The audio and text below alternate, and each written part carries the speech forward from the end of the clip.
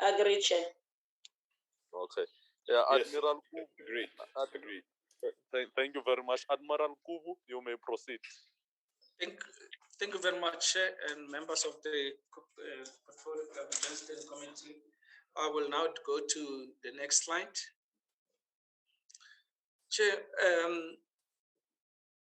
the intention is to provide a status update to yourselves on the implementations of all the recommendations by the Defense Force Service Commission to date. Next slide. I will follow the following scope. I will start with a bit of introduction.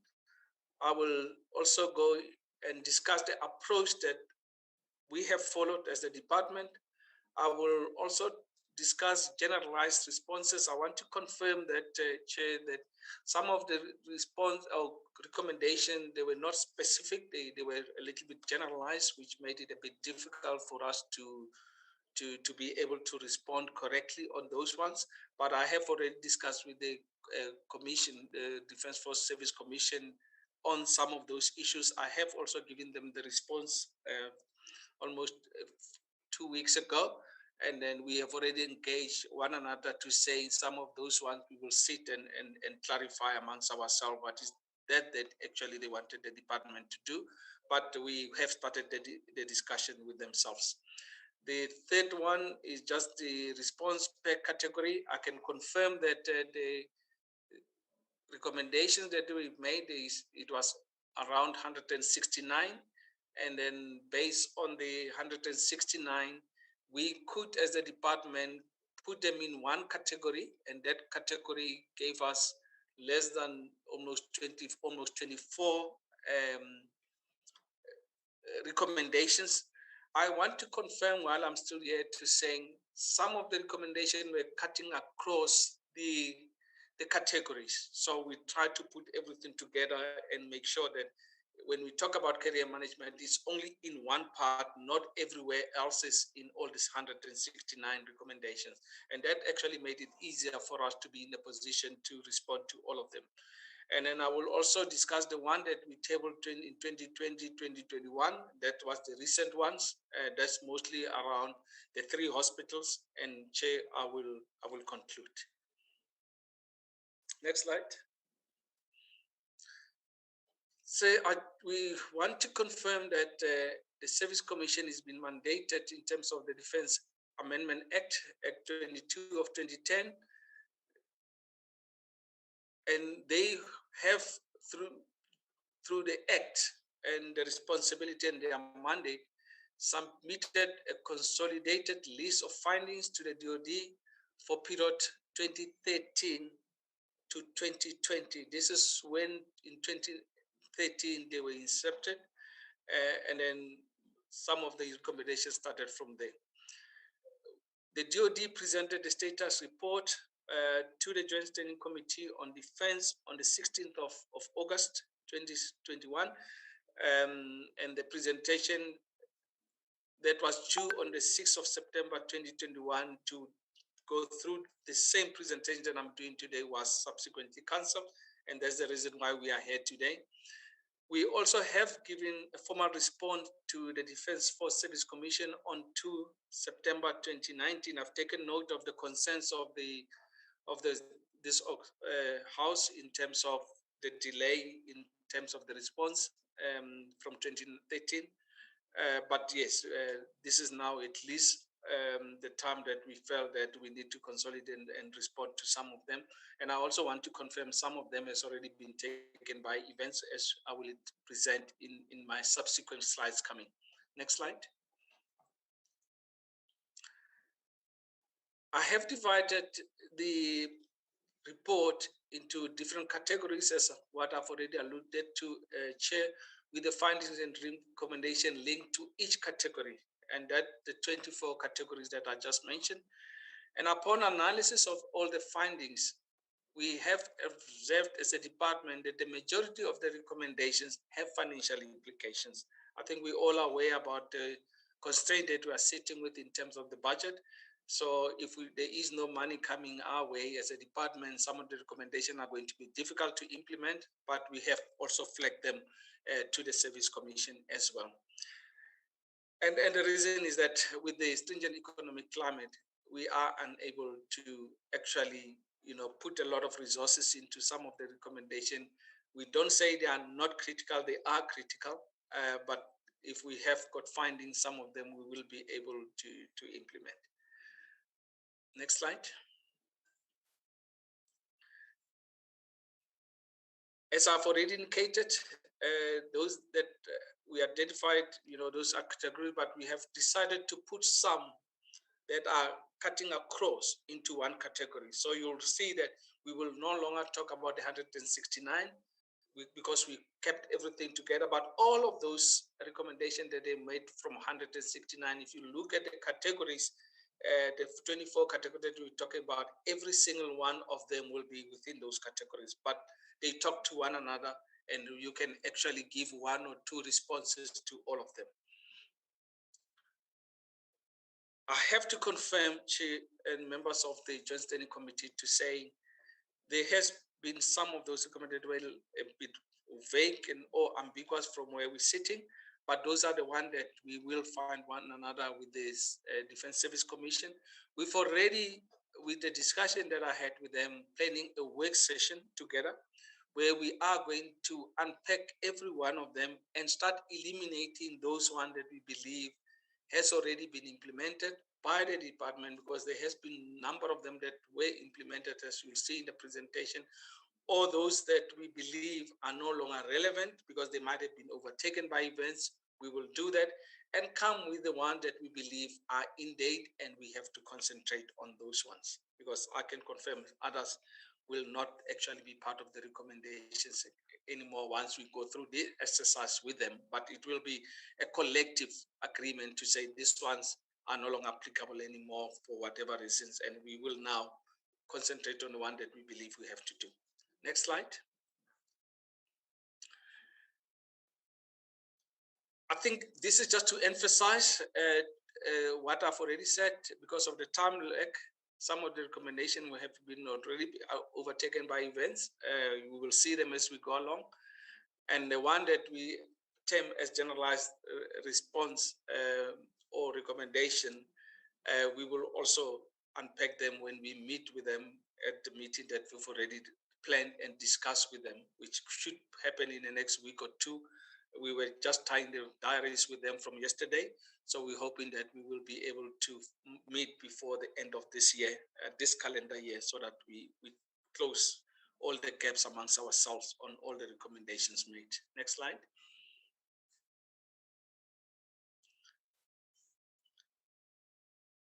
I can skip this one, Chair. I've already talked about it in my initial slide where I was talking about the funding, that some of them we can't implement.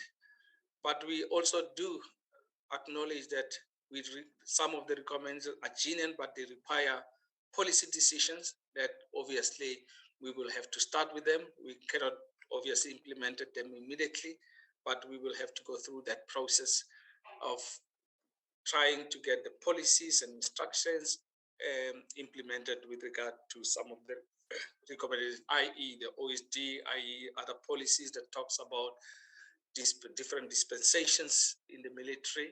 Those are the ones that we will obviously be concentrating on, although some I can confirm has already been done.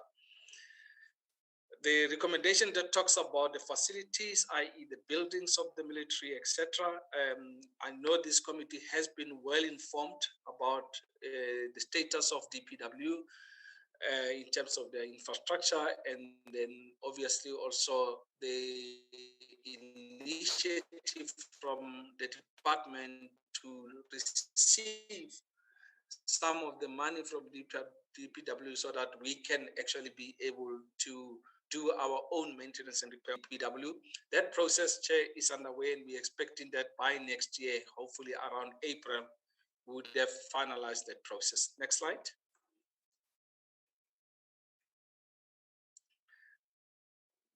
The COD, which is chaired by the minister, already approved the facility life cycle management, which talks also about the facilities. And then, as I said, all those activities that talks to DPW doing certain maintenance and repairs or building of new facilities for us, we're expecting that it will be concluded soon. And then from April next year, the plan is that we will be taking over. The discussions has been positive with DPW and they supported this initiative. If we do that next year, we can confirm that most of the issue that has been raised by the Service Commission in terms of our own facilities and dilapidation of our facilities and accommodation will probably be addressed. We can confirm that the works regiment is doing very well in terms of maintenance. Obviously, the budget is the only constraining factor for them to do more than what they're doing now. But we have already started seeing the results from their side, and we're quite happy with the skills that they have got, and then obviously the energy to deal with obviously the renovations of our facilities. The only hindering factor is the personnel, because it talks to the structure of the DOT, as we all know that we also coming to the stage where we cannot afford the bigger defense force or the bigger number of personnel because of item 10. That will be another constraining factor going forward. But I think once we have received the money from the DPW, we can be able to plan going forward. But we are ready to take those functions. These days, Chair, is just to confirm in terms of CLOC and then works formation, when they actually engage with yourself in terms of the very same issue that I just mentioned. Those are the dates that has been confirmed that they have spoken to the Joint Standing Committee of Defense, including the Portfolio Committee of Defense, to discuss the issues and challenges we are facing with regard to our facilities. Next slide. So now I'm going straight to basically the categories that I mentioned. You'll see in terms of serial number 1, I flag all the accommodation and infrastructure. We have already discussed this issue, Chair, and to confirm that we're taking over from BPW. This exercise should be concluded next year. And once that exercise has been concluded, I think we'll be able to deal with this. I can confirm, Chair, that this recommendation was also made by the Service Commission. That's why we're flagging it. Although we are where we are now, it was the recommendation that also came from the report of the Service Commission. And then we are actually where we are also taking into consideration that their recommendations. Next slide, Chair. I don't want, Chair, to go, if you allow me to go into this part, because these are the findings and their recommendation. It talks on the same category that I'm talking about here, which is number 1.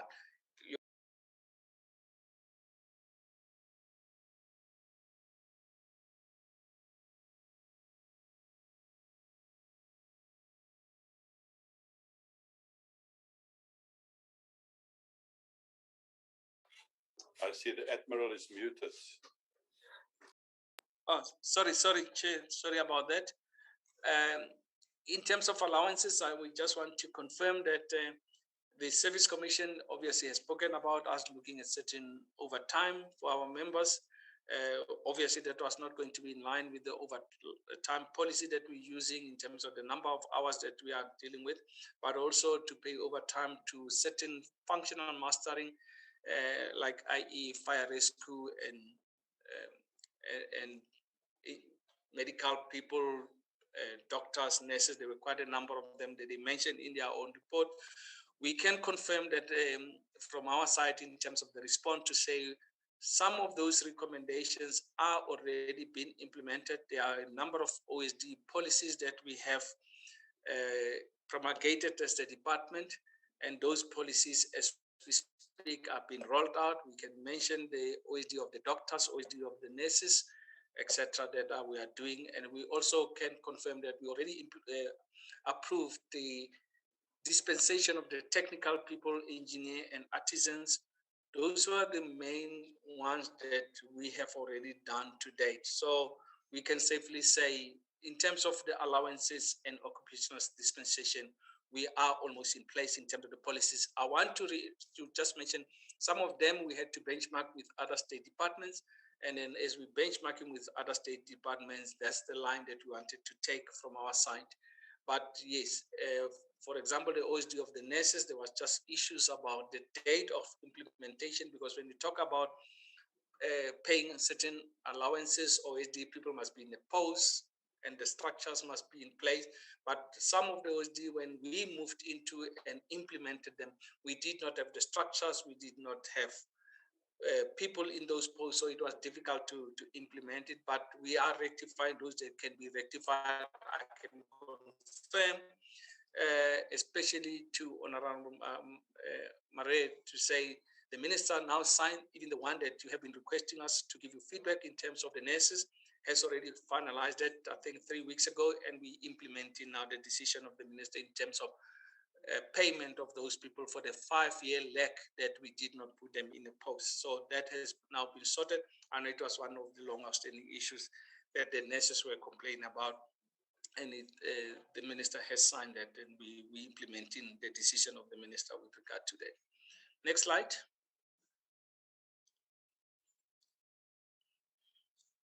Next slide.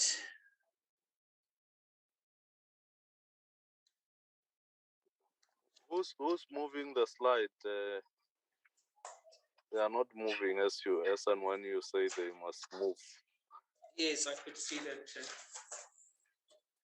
I'm going to be focused. I'm going to close it and finish them. Okay. I'm sorry, it just jammed. What the fuck was going on, man?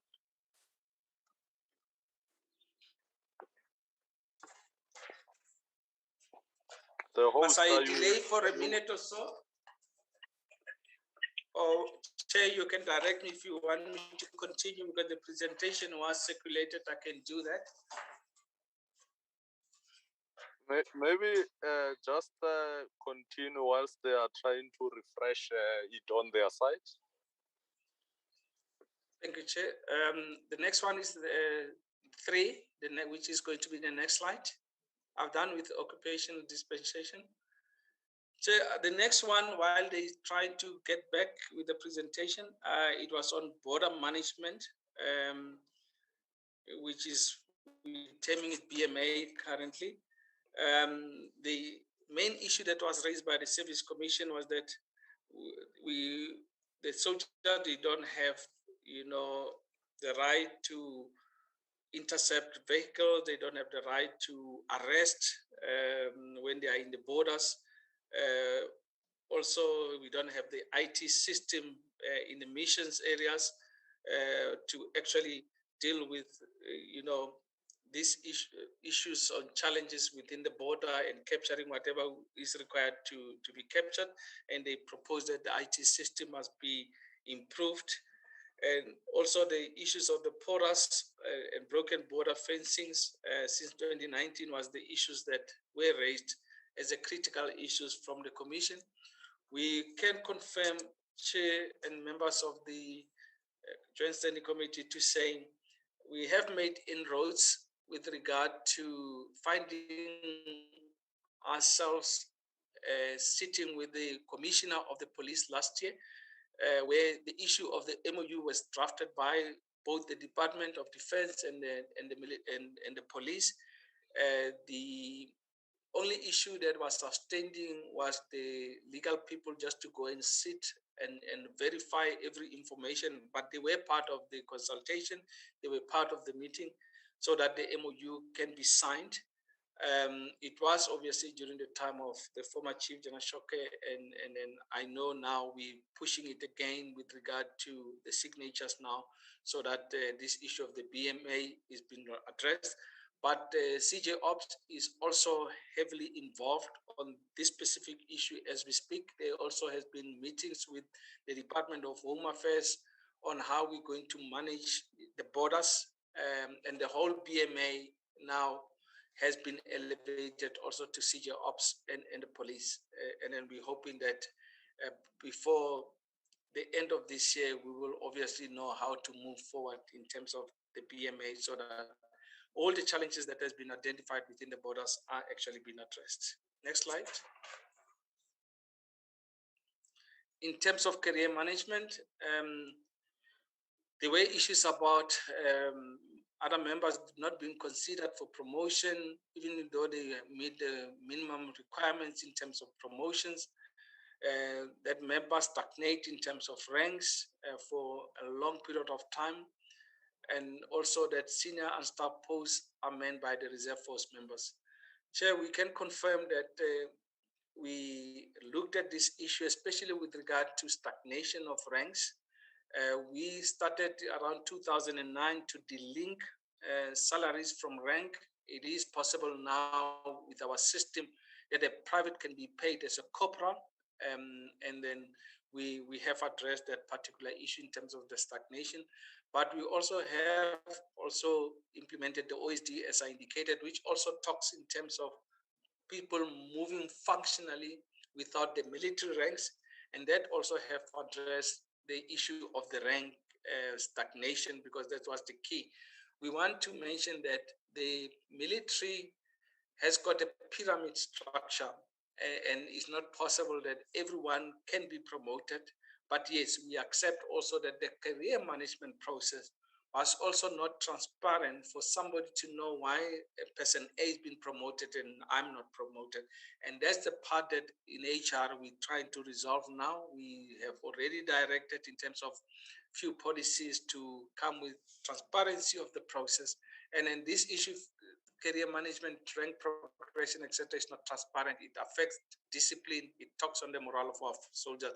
So we have already issued quite a number of instructions to all the services and saying this issue must receive priority.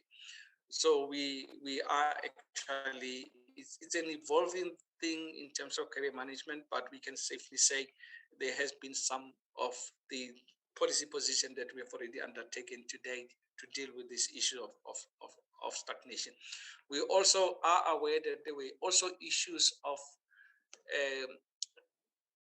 false numbers that were mentioned by the Service Commission to say false numbers are actually, discriminatory. Other people are not being promoted because of the false numbers. Chair, I can confirm that I looked at it. It should not have been the case, but we accept that this type of things could have happened. False numbers should not have been the reason why people are not promoted. But we accepted that maybe this was a perception. But what we did because the commission was saying we must create new false numbers that it does not identify who's coming where, example, former SADF or the new people that integrated, etc. We must not have something like that. We can confirm that a lot of people came in 1994 that are in the system currently, and most of the majority, 80 to 89% of the members in the system have got the 94 suffix, so you're not going to be able to say whether this person came through the new defense force, which is SNDF, or come from the TVVC states, or come from unless if you know the people, because we cannot run away from that one. People will know one another and they will know the identity of the people.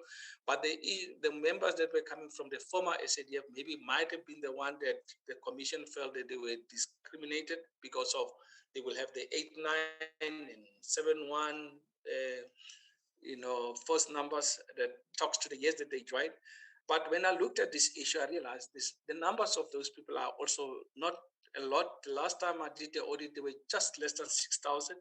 And one was asking a question to say, are you going to change the identity of everybody because of the 6,000 people, or you change the perception of the people about those first numbers so that those people are also catered in terms of career progression, etc., without really discriminating that they joined the former SADF in 1980 or 1970? And the answer is that to change that number because of just less than 66,000 people that are in the system, and it's going to be very expensive for the department. It's like changing your ID. Everything changes. It's linked to GPF. Everything changes. So the implication was very dire in terms of the force number part, not the career management part, to really change that. And that's the message that I was saying to the Service Commission, to say it is not possible now. Maybe, yes, maybe during integration, if it was done during that time in 1994, it could have been better. But to do it now, I don't think it will make business sense from where we're sitting. And a lot of these people are anyway retiring every year, and they to go back there, I don't think it's going to help us. Next slide.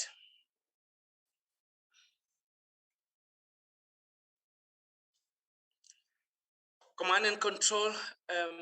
Yes, the commission has been worried about officers commanding not being able to take leadership in their own unit, also unable to enforce command and control, and then that the senior people must always visit unit to actually be able to check that officer commanding are doing the right things.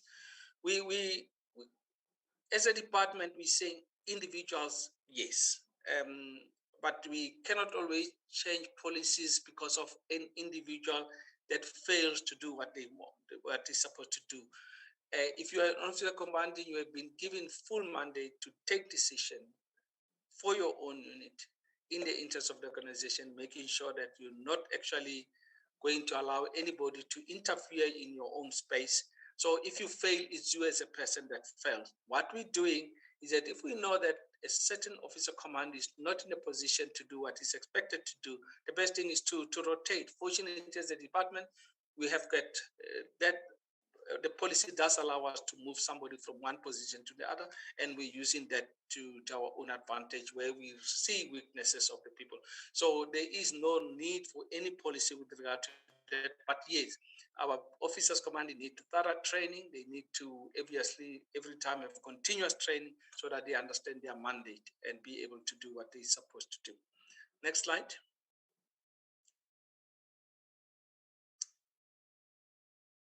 Departmental policies, Chair, members of the Joint Standing Committee, our policies changes almost every 3 years. We revisit the policies and see whether they're still in date, and those that we have to change, they get changed. But those that we still believe are relevant, we leave them. But this is a continuous process in terms of our policies.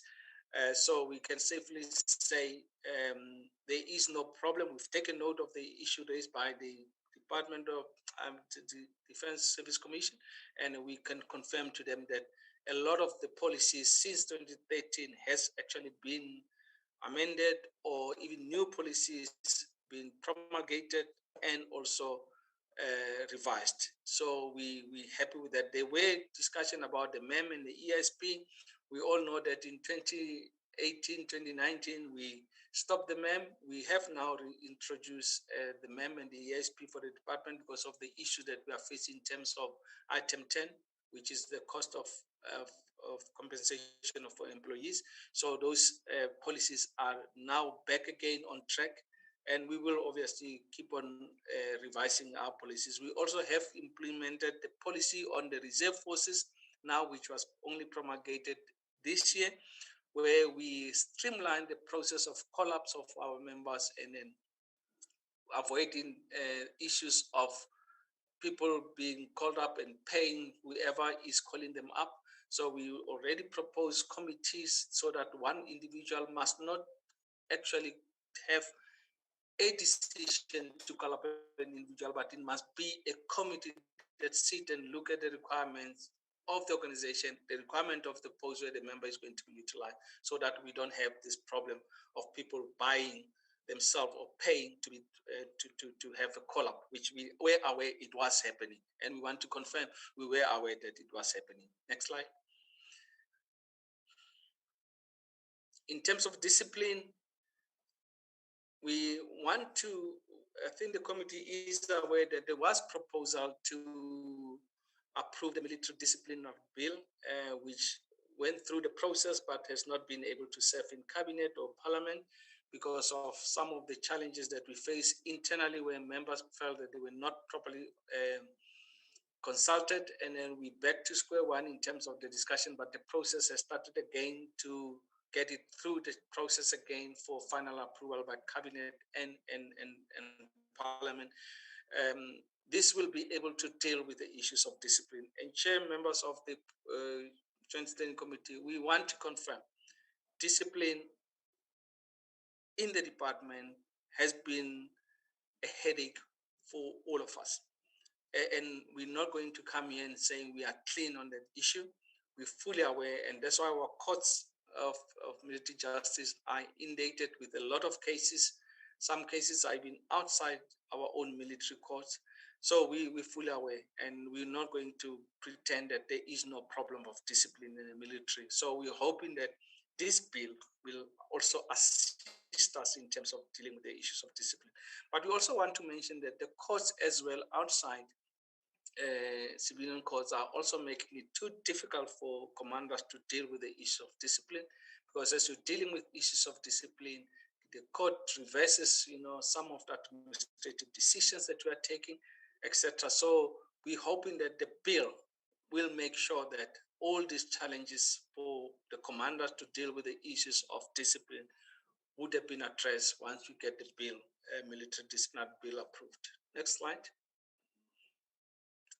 In terms of education and training, this is a continuous training that we're giving to our members, whether it's functional or military or academic. We're really doing, I think if there is a department that really spend a lot of money and energy on training, I think is the military, because we do train our people more than probably any other department could do. You'll see that we have been sending people to Russia and Cuba in their good numbers, but not only those ones, abroad where we have got interest. We actually send our people to train, but we also have our own internal colleges that are actually every single time the training curriculums have been reviewed to suit our requirements on a day-to-day basis. Most of our courses, like your Joint Senior Command and Staff Program, SDSP, are even issuing accredited qualification as we speak. So training is evolving, and it is very continuous in the military.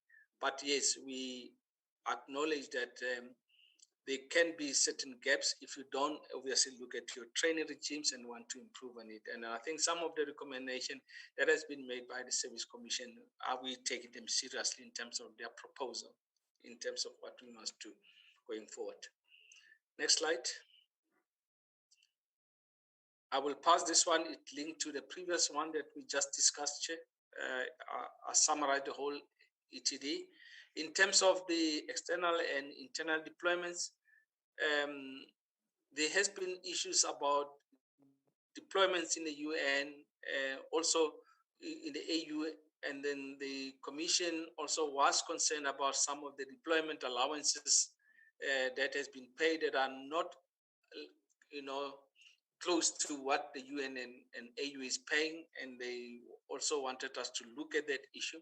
We can confirm that we have approved a policy that says if the UN does not pay, and we are actually being deployed by the UN, if you don't pay, the department now has got the policy to pay you close to what we believe you are entitled to if you would have been paid by the UN. The Secretary of Defense has already approved that policy, and is in place as we speak.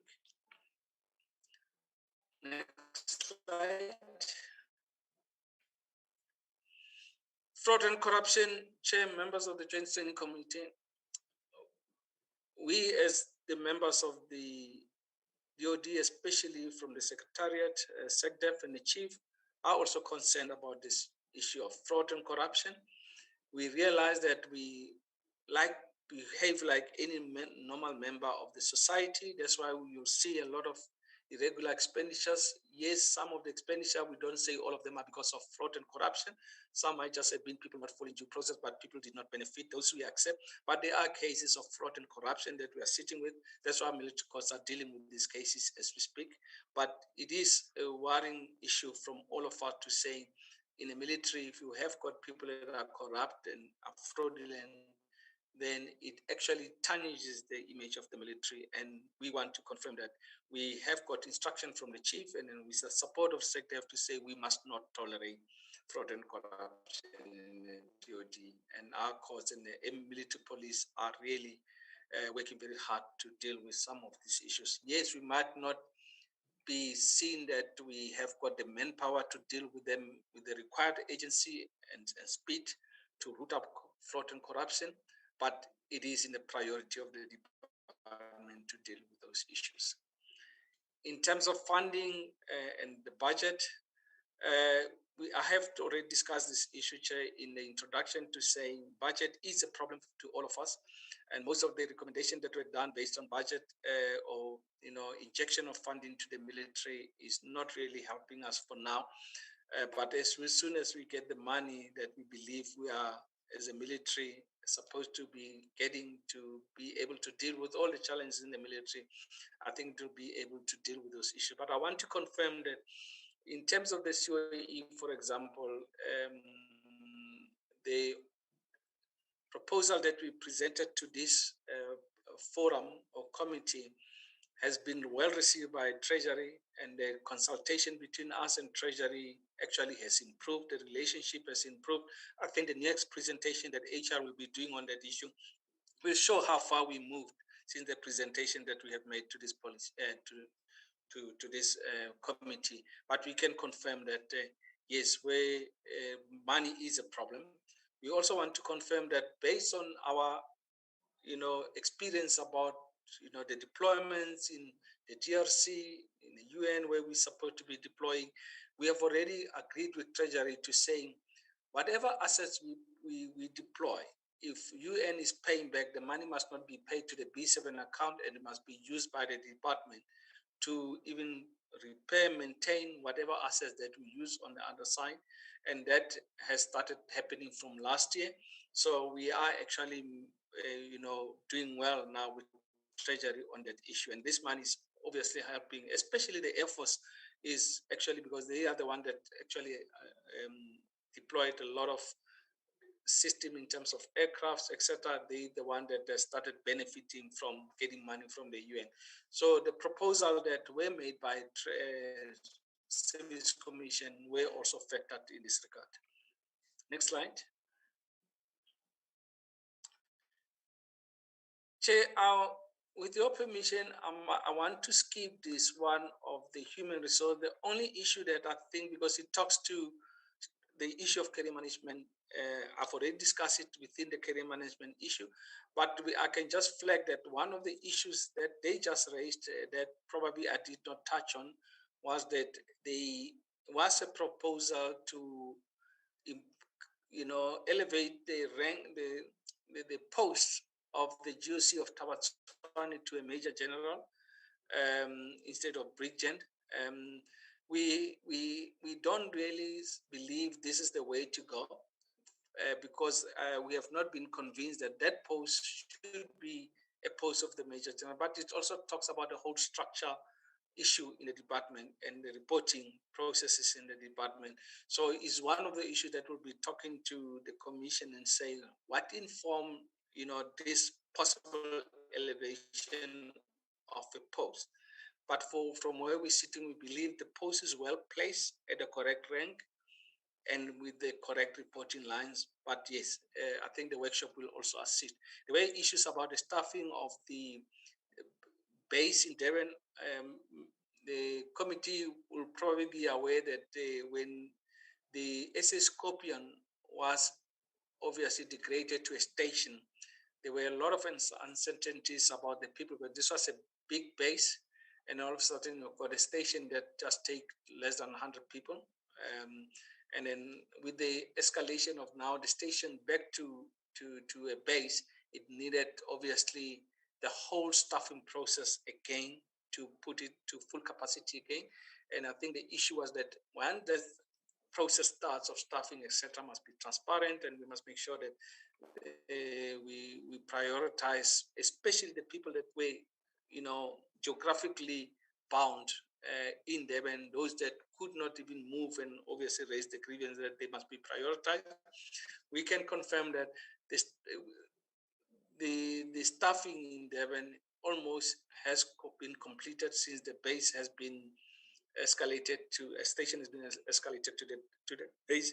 We have not really had any challenges in terms of the staffing, so we assume, and there has been a lot of consultation between the unions, both civilian and when Sandu was still having the threshold. We want to confirm now that Sandu has got the threshold, so we're back to the bargaining council again with Sandu. but we never had any challenges after the staffing of the people that were supposed to be staffed in Devon to date. We don't say it's 100% capacity of staffing, but to date, I think the staffing has been going relatively well. Next slide. I will skip number 12 because it's just a continuation of human resource. I'll skip this one as well, Chair. In terms of medical support, there were quite a number of proposals that were made by the Service Commission in terms of the hospitals, 1 military, 2 military, 3 military hospital. In terms of renovations, we want to confirm that we have done well in terms of the renovation, especially of 2 mil and 1 military hospital. The issues of the healthcare professionals in terms of your doctors, nurses has always been prioritized. We even drafted the policies not to delay the appointments of doctors, especially medical doctors, because if you delay in terms of appointment, they get taken by other departments or by other private hospitals and medical clinics. So we even now appoint, once we advertise and somebody has passed the process, we appoint them immediately, temporary, without them even waiting for doing officers course, etc. And then we give them a year to do that. So we have now started making sure that we don't lose the people because of the long process of appointments. So we can safely say we're doing well. In terms of the OSDs, we also have got all the OSDs approved for both the medical doctors, the nurses, that has been approved. I did talk about the OSD of the 160 nurses that was an issue with all our nurses, and that has also been ratified by the minister, has approved, and then we are in the process of making sure that everybody gets what they want. SAMS is now implementing that part. Is no longer at the level of the minister and our level because we have given now authority. SAMS is now correcting the notching of all the people based on the approval by the minister. Next slide. We'll skip this one, Chair. It talks to the same issues. I will skip this one as well, with your permission. The mess facilities talk to infrastructure and accommodation, Chair. I think I've already discussed it in length in terms of DPW and the works formation, in terms of where we are going and all the presentation that were done to yourself. With your permission, Chair, I think I have discussed this in length. I request that I skip everything that talks about facilities now. Can skip that one. Morale, Chair, I did touch on it because it talks about career management issues that I've already discussed and issues of discipline that I've already discussed. In terms of occupation, health and safety, Director OHS is in place. She's been visiting the unit since last year. The feedback that we have been receiving in terms of the hazardness of our own facilities has already been presented to the Military Command Council, and that's why works formation is really been pressed to deal with those issues, especially where the facilities are really creating problem and can even cause injury to our people. Procurement, we know the challenges of procurement, and then this has been an ongoing process. I remember even a few years ago where the military command wanted to be allowed to have their own procurement policy and have their own PFMA, but all those we know is part of governance was not going to be approved because we were getting frustrated with the procurement process, and also that the PFMA is not helping us to be able to get all the equipment that you want quickly to be able to position the military to deploy every asset at any given time that they want. We have got a lot of vehicles, a lot of, if you look at the vessels and the aircrafts, we are having a problem, and most of these things are associated with procurement. So this is another headache that we're sitting with, and we're hoping that at some stage we will be able to resolve the issue of procurement. We don't say we must be allowed just to do our own thing, but I think the process, we still want it to be auditable, but we want the process that help us to be able to move with speed when we require systems we want to maintain and to repair. We even be allowed to buy off the shelf, because not every time that we are allowed to buy off the shelf as well. I've discussed the number 18 in terms of the reserve forces, in terms of the instruction that we have already approved, which was also in a issue of career management, but also in terms of the collapse, how we want to do the collapse. We can actually pass that one to save time, Chair, but it talks to exactly what I've already discussed earlier. In terms of security, it's one of those other issues that I want to say we are concerned. As a military, this should not have been a problem to deal with security in the military. And we're not going to come to this forum to saying we are where we're supposed to do. That's why we lose our weapons, we get people stealing our vehicles, we get all the other issues that talks to this issue. We are currently trying to train our guards, who are the people that most of the time are sitting during weekends and after hours and during holidays to look after our assets in those respective units. And we're hoping that with continuous training, we will get it through. But it is one of the issues that we are concerned. And then we, as a military command, we are really very concerned about this issue. Next slide. Security, we can pass. Is still ongoing in terms of how we want to deal with it. Specialized occupational grouping, we have dealt with this issue, Chair. There were issues about certain where we train, the bands been trained in accredited institutions. We're sending people to be trained in accredited institutions. We can confirm that all our functional masterings, we actually train our people outside. And that's why the military academy is there also. That's why Stellenbosch is there. That's why all the universities that we are currently using provide that type of training to our people. So I think in this one, we can safely say we are doing well. You won't find an engineer or a technical officer that did not train outside the military. Nurses, doctors that did not train in the military, except obviously even when we train through the training formation of SAMs, but they still accredited to the entire council of the nurses, and they get qualified by them, not by the military. So that one, we can confirm that it is happening, and that's how we actually position the military for over a good number of years. Next slide. Chair, this one we agreed, there has been a model that the Service Commission has proposed, which they termed the X factor. It's one of the things that I've already flagged to say we are going to be discussing it, because we were not sure of the interpretation of the X factor and then how the allowances in Zimbabwe are being effected. We will obviously be engaging one another on this particular one. Next slide.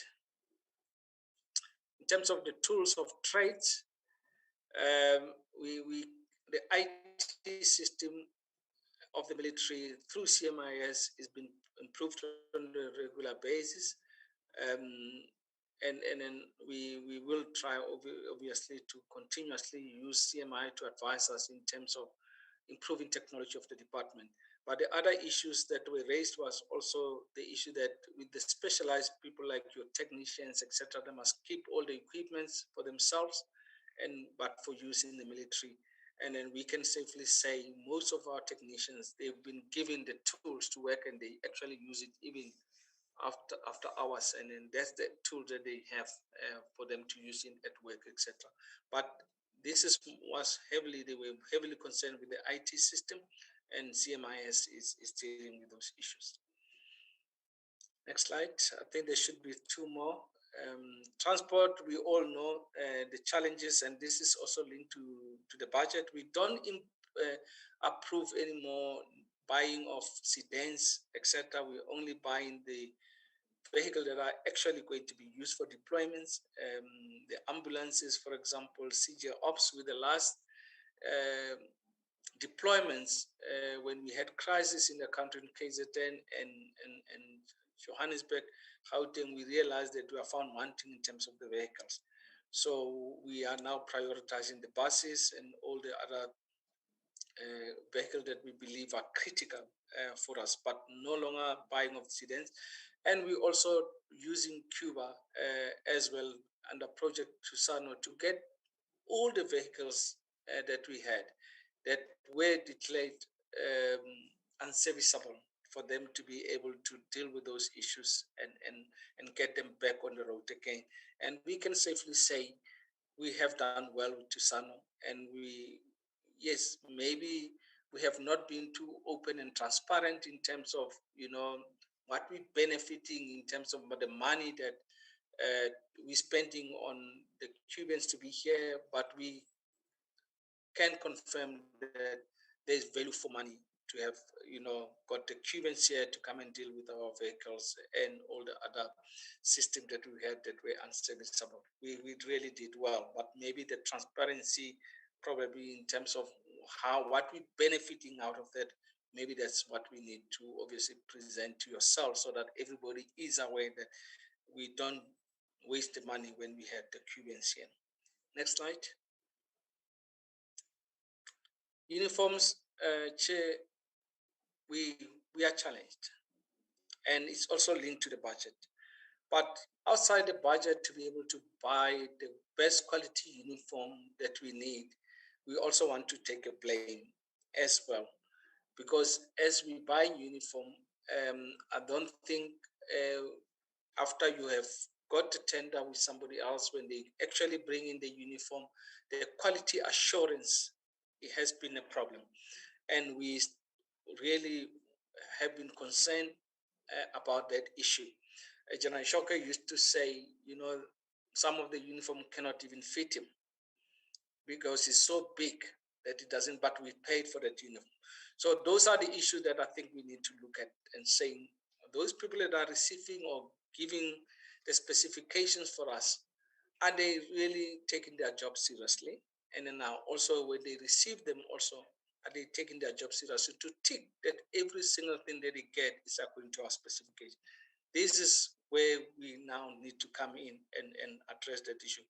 We cannot complain about the money, which is really a problem, but also we also have the gaps that we are having, that we have got control over them in terms of dictating the quality that we want, also to get according to our own specifications.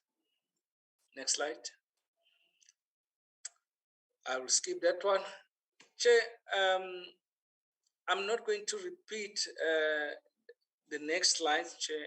Basically, we want to confirm that the one of 2020-2021 was strictly along the three hospitals that we discussed, 1 military, 2 military, 3, I've already touched on them, and also the Air Force Base that they actually proposed that we need to look at the maintenance of that. And then, as I said, Works Regiment has been hands-on on all of this one, including the three hospitals. We have really moved very fast in terms of renovations with regard to that using Works formation. 7 military, 1 military hospital being one of them. If we talk about the 7th floor, etc., we see that we go somewhere. I was actually also talking about the issues of the housing at Saldanha for the military academy, 10 houses that we just received, which shows the capability of the Works Regiment. Chair, if you allow, I can stop it there. The next slide is just to confirm basically the issues of the 1 military hospital. And if you go quickly through those slides coming, you'll see it talks about the issues of the hospital, which I've already discussed. So if you allow, I don't have to continue with this slide because it talks about those specific requirements of 2020, 2021, but it talks strictly about the hospitals and the facilities as well. So with that, I can safely say I can just leave it there and just conclude by just saying we have acknowledged, and then I understand where Honorable Mare was coming from in terms of the issues of why so late, and the chairperson, when he opened, he said, why now? There cannot be good reasons for that, for us to give as a department why now. But what we're happy about is that there has been a number of engagement with the Service Commission from last year by all of us, the chief, the minister, SecDef, myself. We had all engaged with the Service Commission at our own time, not in one meeting, but in different meetings, to start obviously taking and talking to them and see what has been happening. Why things fell off the track in terms of the proper heading and taking over, that, Chair, I can't talk on it now, but yes, at least we have started, and we now can confirm what we presented today is everything that we have received from Service Commission, and is everything that we have now started investigating, and is everything that now we will even delete, as you have seen how many things we have done to date. I can safely say probably 60% to 70% of those things has already been actioned. We will obviously delete, and we will obviously focus on the one that we have not done anything with those ones, obviously. But where there has been ambiguity, we will now be able to sit with those ones and only deal with those ones. So I can confirm, despite the shortcomings of waiting so long, we are back on track with the Service Commission, and we are finding one another. I submit, Chair. Thank you very much, Admiral Kubu. Thank you for the presentation. I am now going to invite honorable members to interact with the presentation.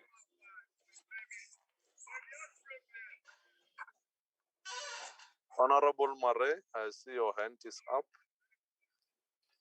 Thank you very much, Chair. Thank you, Admiral, for your presentation.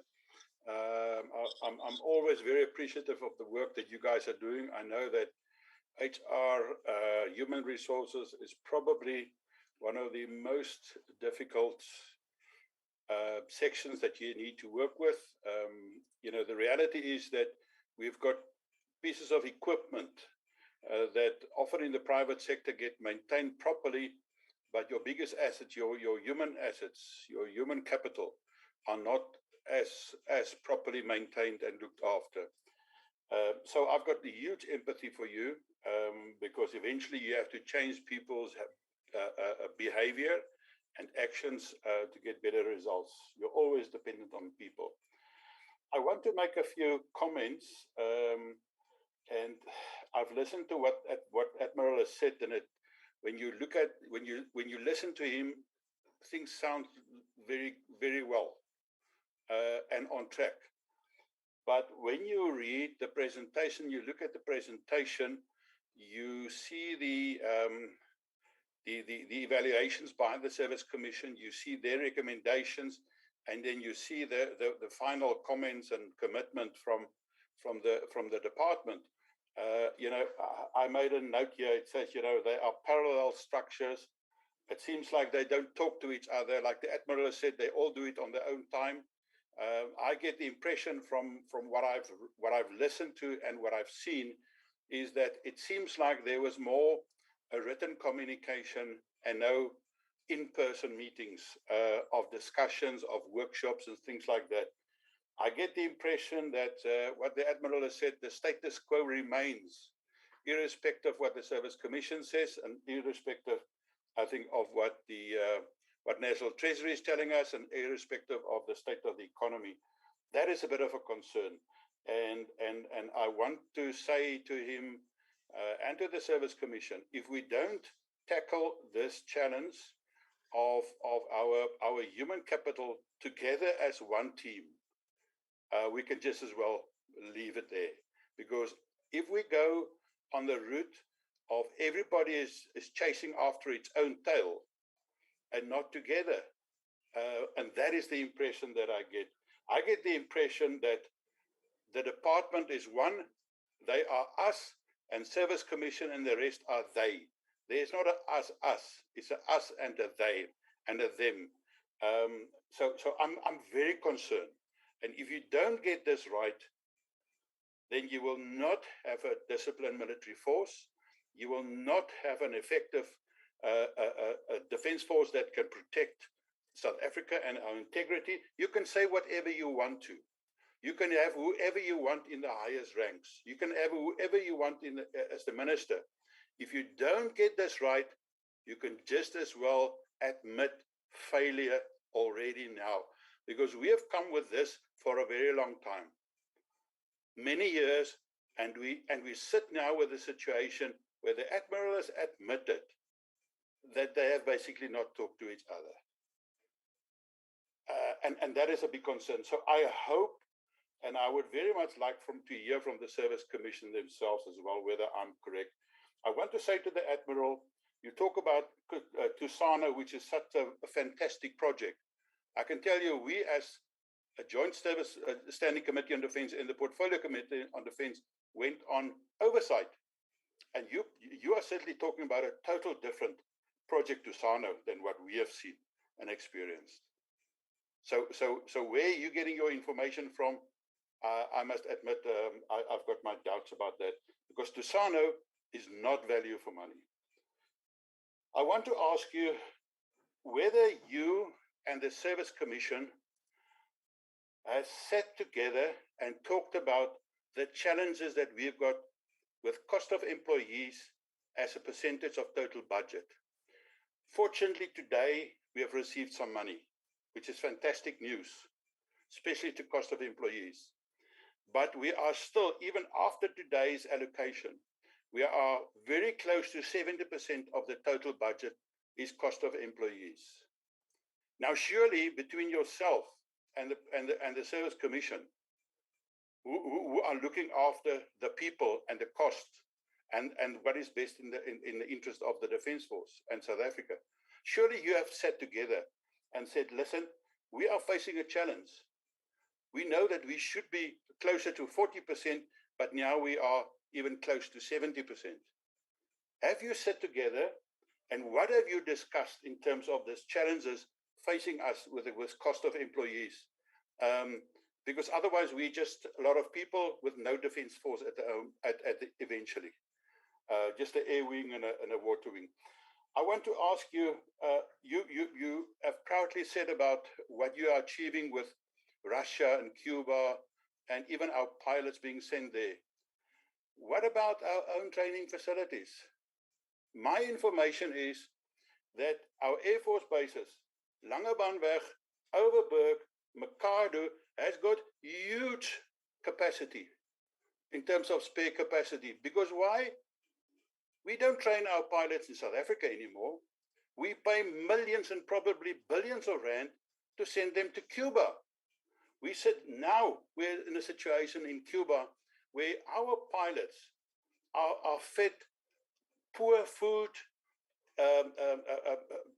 very bad sanitation.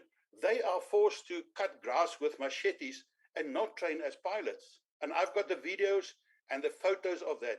And you are proud of that compared to our own facilities at these Air Force bases and others that are being run down because we don't use it, because there's not enough requirements to train pilots and other people in South Africa in the Defence Force. And now we're supporting and sending out the money abroad.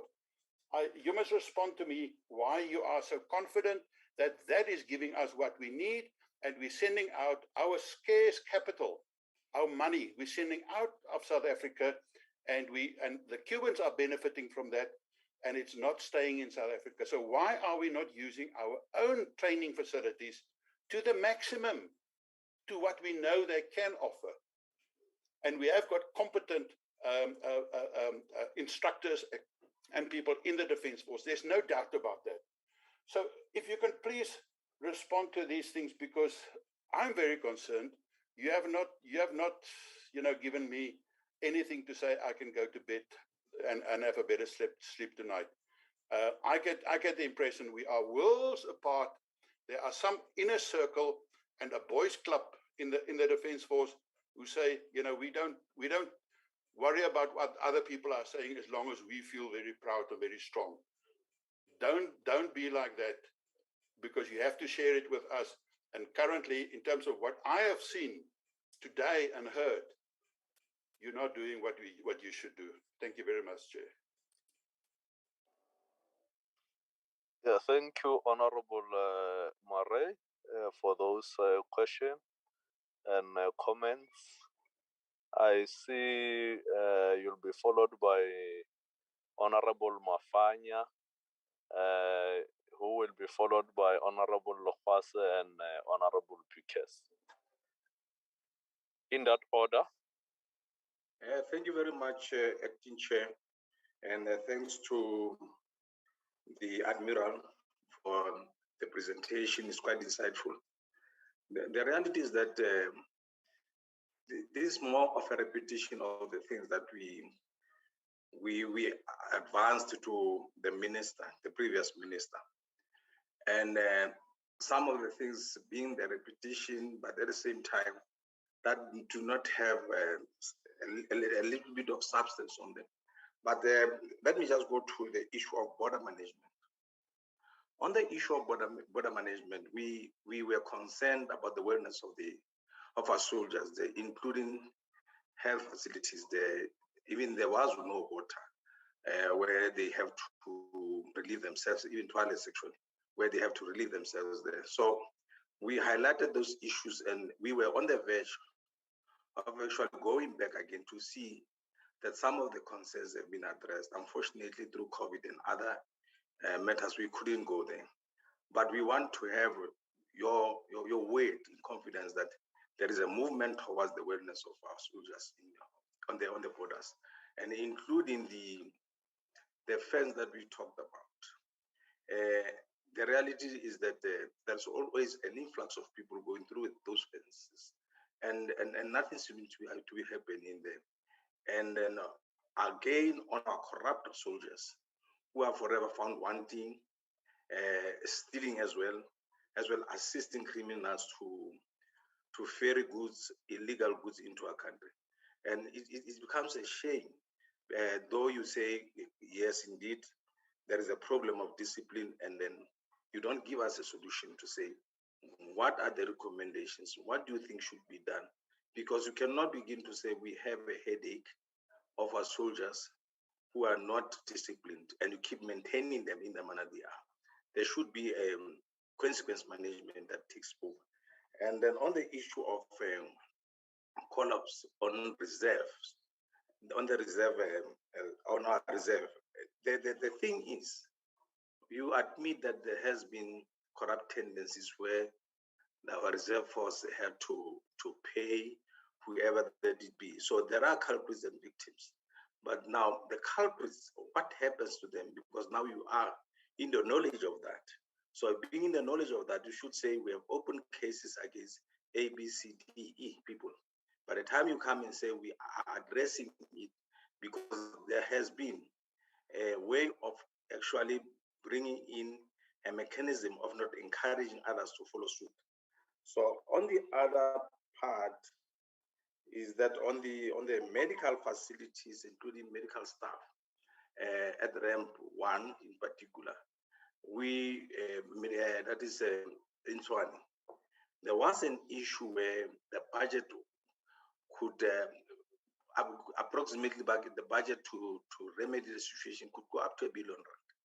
And you are saying there has been an improvement. Now, the budget that was reinforced for a particular discipline in that medical facility, can you just provide us with the amount, the estimated amount that has been spent towards what you have just said to us? Because the reality is that there is absolutely nothing happening there, in particular in that one. Thank you very much, Acting Chair. Honorable Lokwase. Thank you very much, Chair, and let me welcome the presentation. Chair, without any repetition, I wanted to talk on the consequence management, but now that Honorable Mafanya has touched on it, I will leave it at there. Chair, I need to be given clarity on 2 issues. The first one is clarity on how the Commission got to the 1.5 that is projected through the SITA for the finalization of its website, because in my view, that amount is too excessive for just a basic website. The second one is that in 2019, there was a monitoring and evaluations committee that was established to monitor the implementation of policies and the conditions of services. It is 2.5 years down the line. We have not been furnished with a report that with a report of the work they've already done. And also want to check if there has been any work that has been done. Has there been any engagement between the committee and some of the divisions in the department, for example, your internal audit division?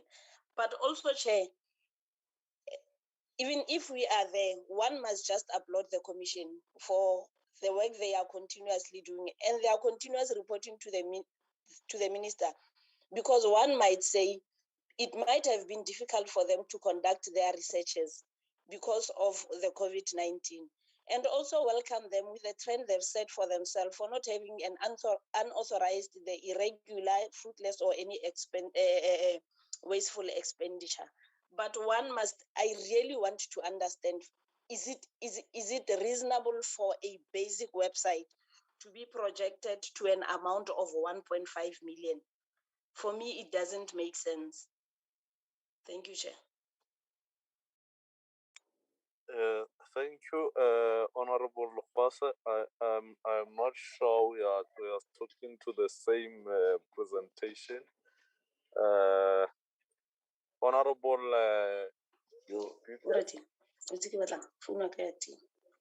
Chair. Honorable Lufasa, if you may mute your mic. Thank you, Chair. Can I speak? Yes. Thank you, Chair. Chair, I also want to acknowledge the presentation. It is indeed a good presentation, but we also admit that there is some difficulties to implement because of the financial implications. Chair, my Honorable Marais speak about the training, so I will leave that one. But they also report about the challenges with the uniforms and so on. On that one, Chair, I want to ask, where are they buying these uniforms? I want to speak about youth empowerment and local procurement. So can they maybe explain, are there any young upcoming, I almost said comrades, entrepreneurs, where they can buy those uniforms or train to make some uniforms? That's my first one, Chair. But I also want to know, do they have a plan to address some of these recommendations? Because it's now 24 recommendations, but will it just be a document or is it a working document? And how will they ensure that the document is a working document? Are there measures in place to measure the outcomes of this document? And is there a time frame? And can they maybe add a column for the time frames for us as an oversight committee to track down this, not necessarily recommendations, but what they said they will do? Thank you, Chair. Yeah, thank you, Honorable Bucas. I think that was the last hand. I will now hand over to Admiral Kubu to respond to those questions and also make a comment on those comments that were made. However, I got confused with Honorable Marais. I thought he was complimenting, but at the end he was lashing, so I got a bit confused. So yeah, over to you, Admiral Kubu. Thanks, Chair, and thanks to the members of the committee. Most of the other things, Chair, especially from Honorable Marais, was the comments. I've taken note of the comments and I've written them. I think what we will do as the 2D, we will unpack the comments to see how we address some of the concerns that he raised in terms of the the comment that he made. But yes, we take them as objective, and then there's no issue from our side to consider that. I think the big issue from Onamare was the issue of Tusano, as to whether there is value for money. I did indicate that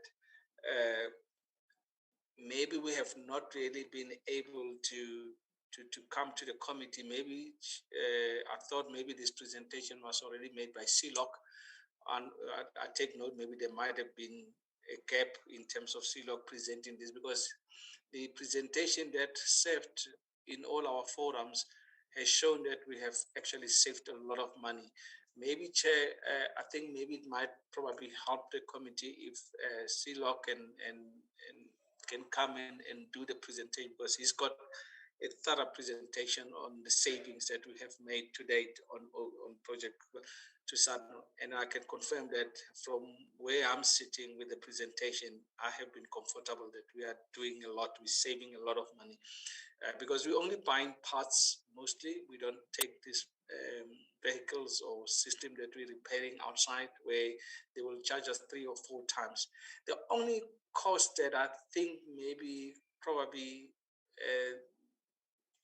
one will have to appreciate and see whether, we're not spending a lot, is probably the issues that we're paying in terms of accommodations and obviously retaining the Cubans here. Maybe that's the part. But in terms of servicing and repairing of the vehicle, I think we're saving a lot. Yeah, maybe the other part might be the one that one have to look at how much we're spending for them.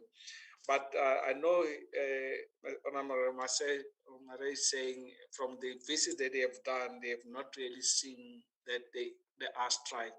Maybe it's where you are, Chair.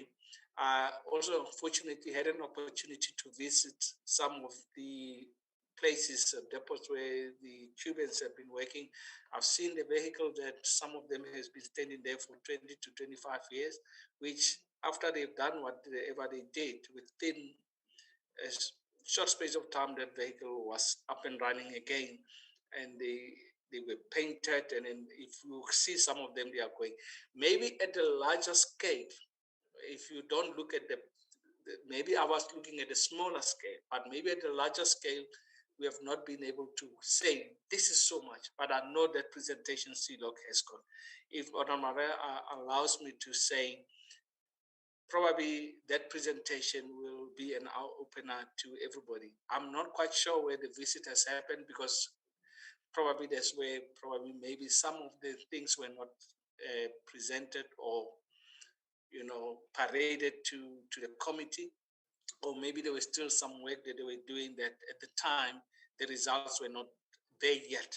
But Tusano has been briefing the military command and the PDC, including the COD, on their achievement. And we as a department can comfortably say we have done really well through Tusano. But yes, I support the issue that maybe the presentation must serve here, so that the committee is certain in terms of the results and that we are actually getting from Tusano.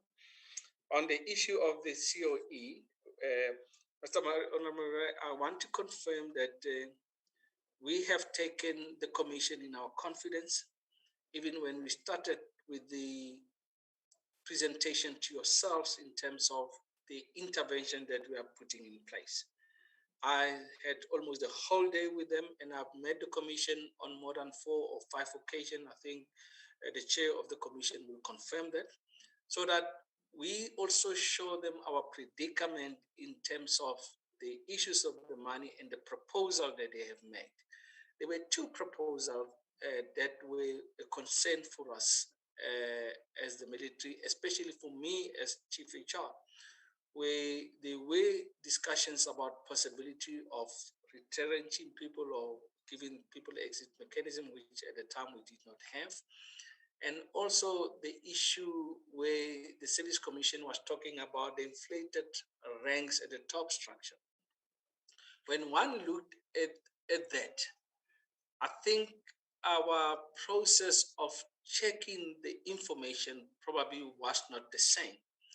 We saw it different in the military, that there is no inflation. Yes, we accept that we have to work on our structure, and then I think it's the presentation that I think the commission has also requested in terms of the force structure and force design, where we have to have a system or a systematic way of justifying why the structure is looking like this. But the appreciation of the service commission was not really talking on that. You know, Chair, and I'm going to be very honest, it's easy to make a recommendation to say go and reduce the people. But it's the appreciation that goes into that and the implication. If the commission can recall, we said the first meeting that I had with the commission, I said, it will be suicidal for this country to lay off people. I think at the time there were proposals of 11,000. I said, you put 11,000 soldiers on the street with no job, we are in trouble as a country. And then I think we have been on record to the Service Commission to mention that. And then I think this was one of the positions that was also coming from the Service Commission, which we could not, we were not going to find one another on this particular issue. I believe there was obviously another way of reducing, and I think some of the intervention that we have put in place without really going that aggressive way, I think you can see start giving us a sort of results, but not at a faster rate that we want. But we couldn't put 11,000 people on the street. And we can confirm, Chair, to say, as we speak, with the 73,000 that we set from the 75,000 out of the 89,000 posts, we are already at 71,000. So the HR process is working without really compromising and putting people on the street with no job.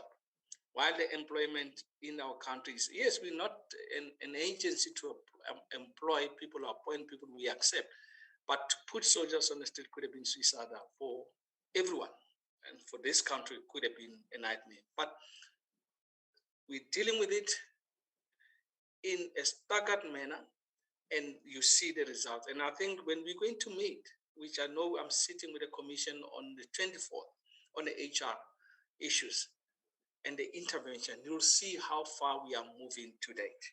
So maybe, Chair, on that one, I can confirm that we are engaged. I think Honorable problem was, are we meeting? The commission will attest. We had so many interactions with them. Me personally, more than 4 times. I also sat with them when they met the minister, the 2 ministers. I've also met with them when they met the chief. I also met with them when we met SecDep. And we're talking about the same issue. That's why we came to this position which we're presenting today. I think this position is a culmination of those interactions that we had with them. And I want to confirm, Chair, the delay we accept. But you can see in the presentation that so many other things have been achieved to date. Maybe there was just this feedback process that was not transparent. And that's why every time they were also confused to say is whether we're taking their recommendations seriously. So the COE one, yes, we have presented, they understand the dilemma that we are sitting with. And they also have our own HR plan and all the cost-saving measures that we presented to them. They've got them. And we also have invited them to advise where they can. We have never closed the Service Commission out, especially me in person. I've never closed them out on the HR planning exercise that I'm involved with. In terms of the issues of Russia and Cuba, in terms of the training,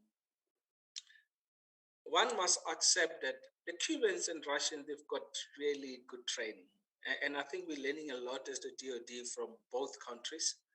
And we want to continue with them. But we also are coming to the stage where we're discussing and saying, the people that are coming back, they must actually be able to come and improve the level of training. We must understand, Chair, that it's not long that we have been involved with Cuba and China. And we don't want to keep it as forever. We are going to be sending people there. But the strategy is that train as much as you can, come back and enhance your training. Yes, our training institutions are also affected by the facilities that we are talking about, are affected by the budget that we are talking about. But yes, also one have to factor, I think, the concern of Honorable Rice that we also obviously spending a lot of money sending people out. But if you're going to keep people also here and train here without you also having the required facilities, it's also a problem. Accreditation of our courses also is informed on issues of facilities, issues of instructors. You cannot accredit only because it's a system, and that system must be completed. If one of those systems is not there, you're not going to give accredited training. So we are mindful of that issue, and I think we're working very, very hard. Honorable Mara will understand that when we started around 2008, 2009 with the approval of the unit standards, we all went bizarre. We went completely and we ran and tried to get all our training units accredited. But there were still these shortcomings in terms of facilities, in terms of all the other issues that complete this system. That's why most of the unit standard could not be implemented. It's not that we never started with this process of accrediting, but are we going to address the problem? Yes, we are. Is the Cuban and Russian process going to help us? Yes, it will, because those people are identified to come back and improve in terms of the level of training and our qualifications. But I have acknowledged that maybe the money might seem too much, but the value for that is what we need to talk about for now.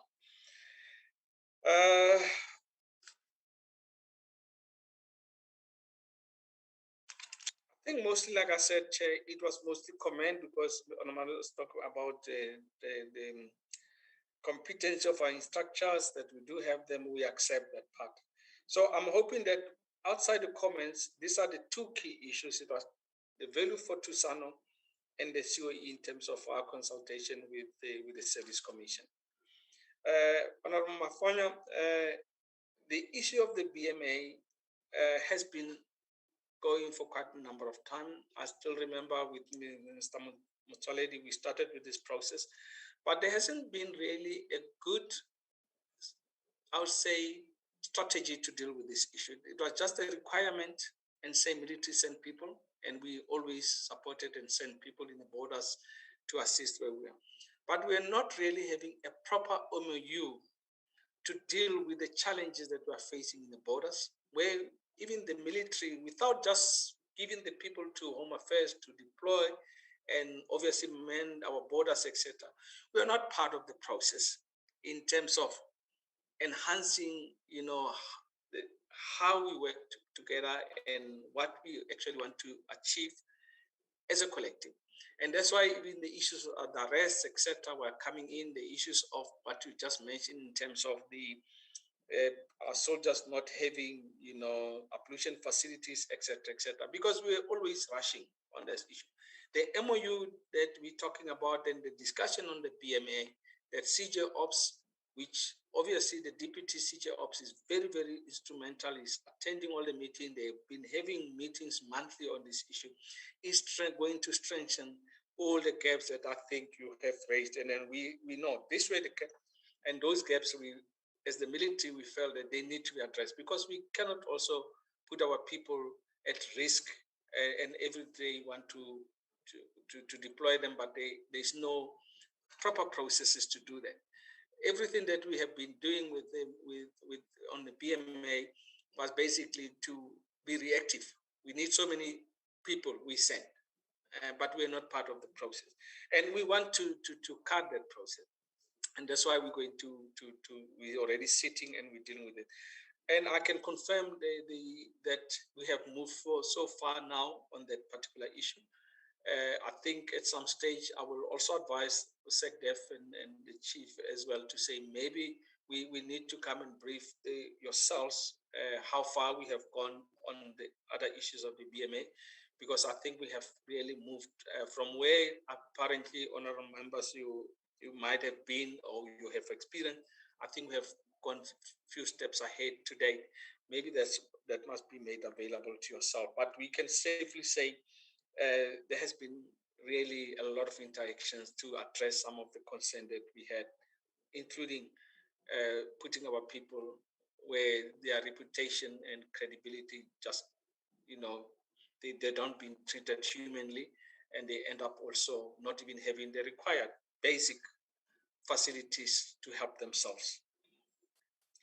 The issues of the medical facilities in terms of the hospitals, I can confirm that when we started with COVID, we used a lot of money from COVID that was allocated to us to deploy, which we got from Treasury. And the former minister was very clear, said, I want post-COVID, you can say you have done the following in terms of facilities, in terms of this, and one military hospital was actually the target, or the hospital that she actually said we can do, we must prioritize. And I can confirm that we did the presentation on that in terms of facilities, I think in June and November 2020, which took the committee to confidence in terms of what we did.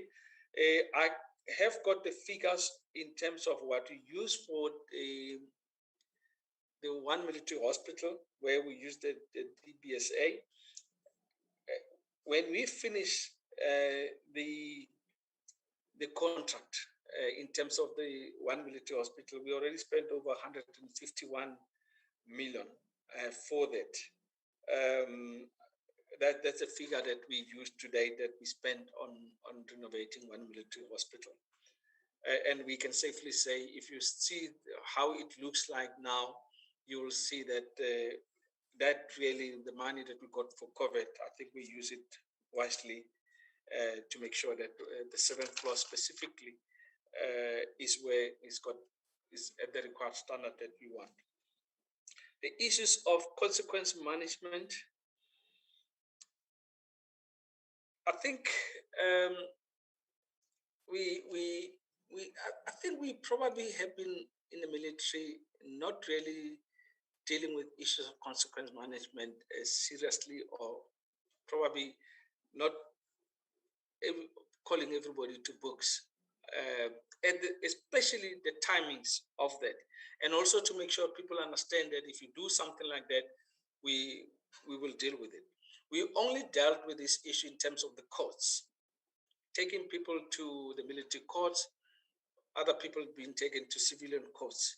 But we never really dealt with the people in a different military way, even cashiering.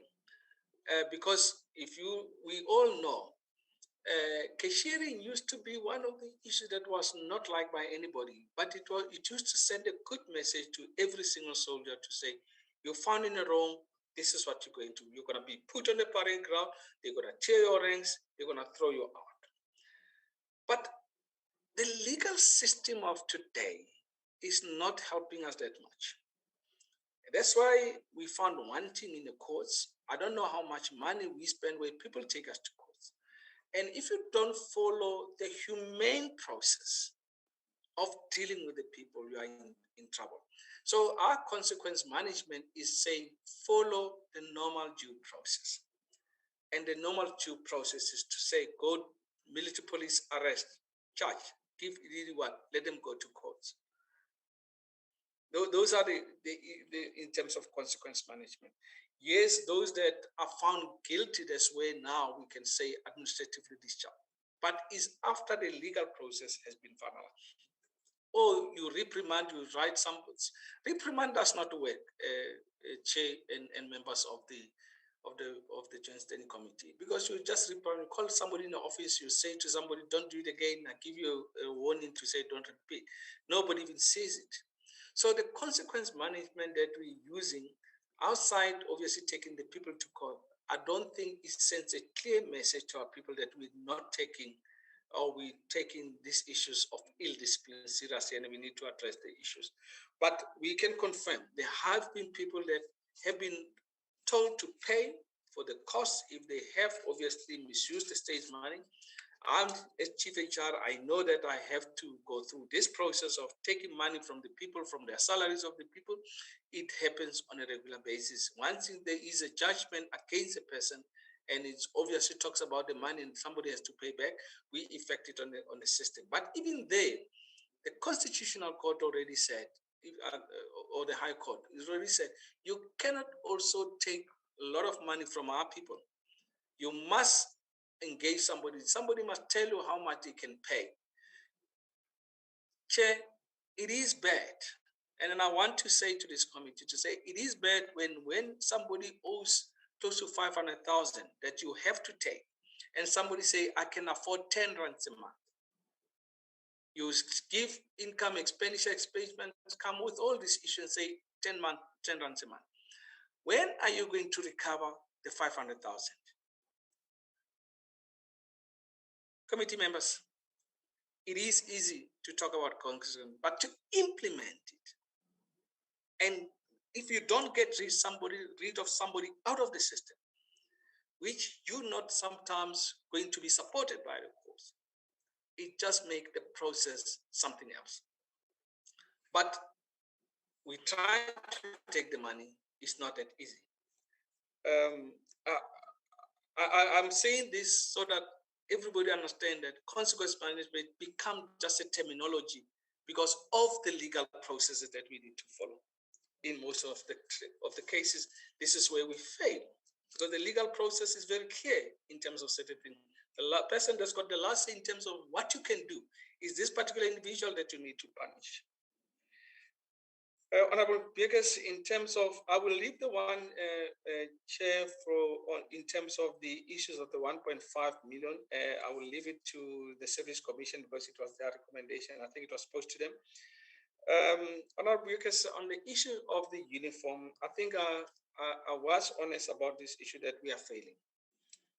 We've got the people that we have appointed, and the people are not really also helping us to really get the quality of the uniform that we want, or probably even colluding with those contractors that get the contracts. Because I know you mentioned about the issue of the entrepreneur, young entrepreneur. Once you've got a big amount like the one that we want to do for the uniform, you cannot just get a young entrepreneur. You're going to have to go, because it's a bulk contract, then you have to go for a proper procurement process and advertising. And the young contractors normally, the entrepreneur, they don't normally fish. It's not the same as you want to do for 10 or 15 people. But if you talk about the whole military, the whole army, the people that are actually bidding are the people with money. The young entrepreneur, the system is not helping us. And the procurement system, the PFMA, all these system policies that we are having, they don't allow these young entrepreneurs that we all believe they must have a share as well from the money that we have, in the little money that we are having. They actually been overtaken by the big people that have got money, and those are the people that have got that. But at the same time, then we still don't get paid for money. I support you. If we had this young entrepreneur, all of them, and you don't have, and you take all of them from where they are, which they can do good work, without following this process that we're talking about, probably you'll have the best uniform ever. And we know the quality and the skills of these people. We work with them. They do our suits, some of us. We go to them. If you go to India, they do a suit in one day, quality suit. Why we can't do it here? It's our processes.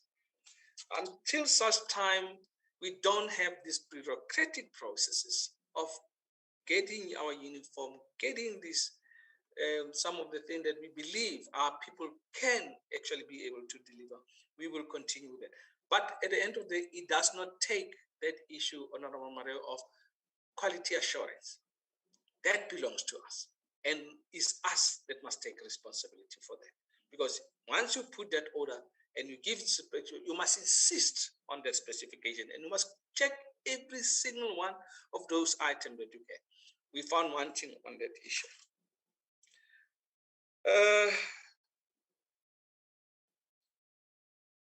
In terms of the timeframes aligned to what we just presented, Chair, for now we don't have, and I'll tell you why. We started now finalizing the 169, putting them into categories almost a month ago. We have given it to the Service Commission, I think on the 2nd of November. I just agreed with the Service Commission to have a workshop. We agreed tentatively on next week or a week after next. And we said we will unpack all those ones because there are those that we will not actually be able to do, or others have been overtaken by events that will probably agree that this one tick out, it's no longer required. Then we'll come with this sizable number that we say, this is now the focus. And that focus, once we agree on that focus of the recommendation, it will be our priority. Then we can put the timelines on those ones and start engaging on those ones. Then we don't want to come with a blanket number of 169. I can safely say we're not even going to get to 169. That I can confirm. But we will definitely have the timelines once we have finished our workshop, with which you agree. And I think Chairperson will confirm that we have discussed those dates.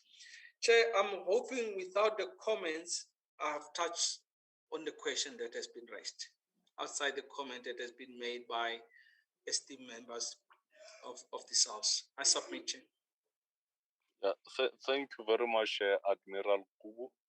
I think you have tried your best, and indeed you were correct on some of the direction that you have given in terms of the likes of Tusano, which as a committee we have engaged several times with the CLOC, and I think it was General Chalice who was part in making the presentation to the committee regarding Project Tusano. And we have seen what Project Tusano has done. The last armed forces that we have been part of, we have seen how they have revived some of the old vehicles that they were part of the parade. However, the point that has been driven should not be ignored, because as much as we've got a good relation with the Cubans, we must be able to transfer that skill that they are bringing and be self-sustenance and self-sufficient in terms of the role that they are playing. We should not be dependent on them in terms of insofar as Project Tusano is concerned. We need to learn in that process and be able to carry on with the good work that they are doing going forward. I just wanted to make mention of that, and thank you very much. I don't see any hand anymore. Colleagues, is it fine that we park this one and move to the next one? Thank you, Chair. Welcome, Acting Chair. Thank you very much, colleagues, and thank you, Admiral Kubu, for the presentation and those responses. We are now moving to the next item. Can the host flag the agenda? I think it's the presentation from the Defence Force Service Commission on their annual activity report for the financial year of 2020-2021. I'm not sure who's here. They will just indicate whoever who's here to. I think there's Mr. Robertson. Yes, Chairperson. I'm Yes, here, but I do see, I think, 6 of my commissioners, or 5 plus myself. No, it's fine. You can take the platform and introduce them and take us through the Okay, presentation. may I just ask the individual commissioners to introduce themselves, please, starting with Deputy Chairperson.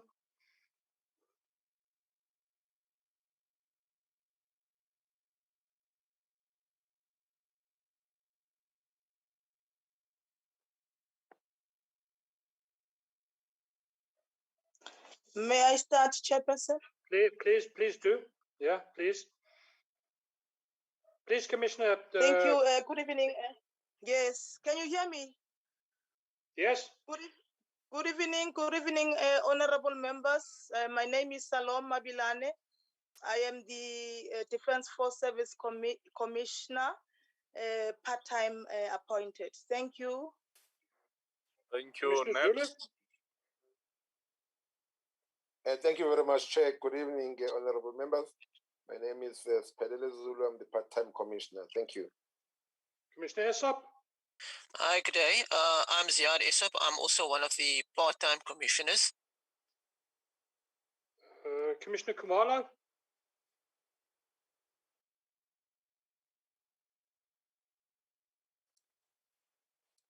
No, Yes, no. I am. Okay. Good evening. Yourself. Okay. Good evening, members. I am Gloria Kumalo, part-time commissioner. Thank you. Thanks very much. I don't know if the Deputy Chair can hear us.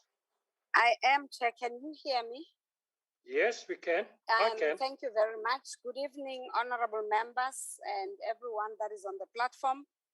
My name is Sabina Shapulusa. I serve as the Deputy Chairperson of the Commission. Thank you. Thanks very much. And then we've got the head of the Secretariat, Mr. Motsepe. Can you introduce yourself, please?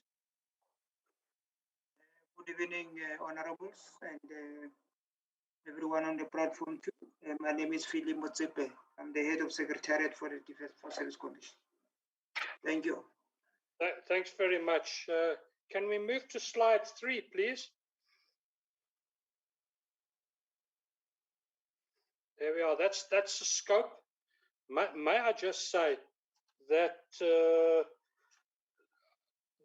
this is the third time, I think, that we've tried to interact with a committee. They've had other business, so please bear in mind this annual activity report ends on 31 March 2021. So some of the discussion that we've had with Admiral Kubu won't be in this report because it's reflecting only up to 31 March. So that's the scope. Next slide, please. The strategic intent. There are 4 strategic objectives of the Commission, directed its intentional focus to execute its mandate effectively as promulgated in the Defence Act, Amendment Act, Act 22 of 2010. The Commission's activities contributed in its compliance towards the timely submission of the annual activity report, tabling of recommendations on cost of living adjustments, financial year 21-22, the submission of 6 reports on findings and recommendations that can enhance working conditions and the morale of soldiers with a consistent and objective implementation of existing policies, as well as the revision of some policies on conditions of service. And lastly, the monitoring and evaluation of the implementation of policies on conditions of service.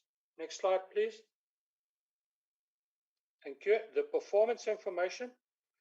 This part is comprised of two subsections, namely financial performance information and then non-financial performance information.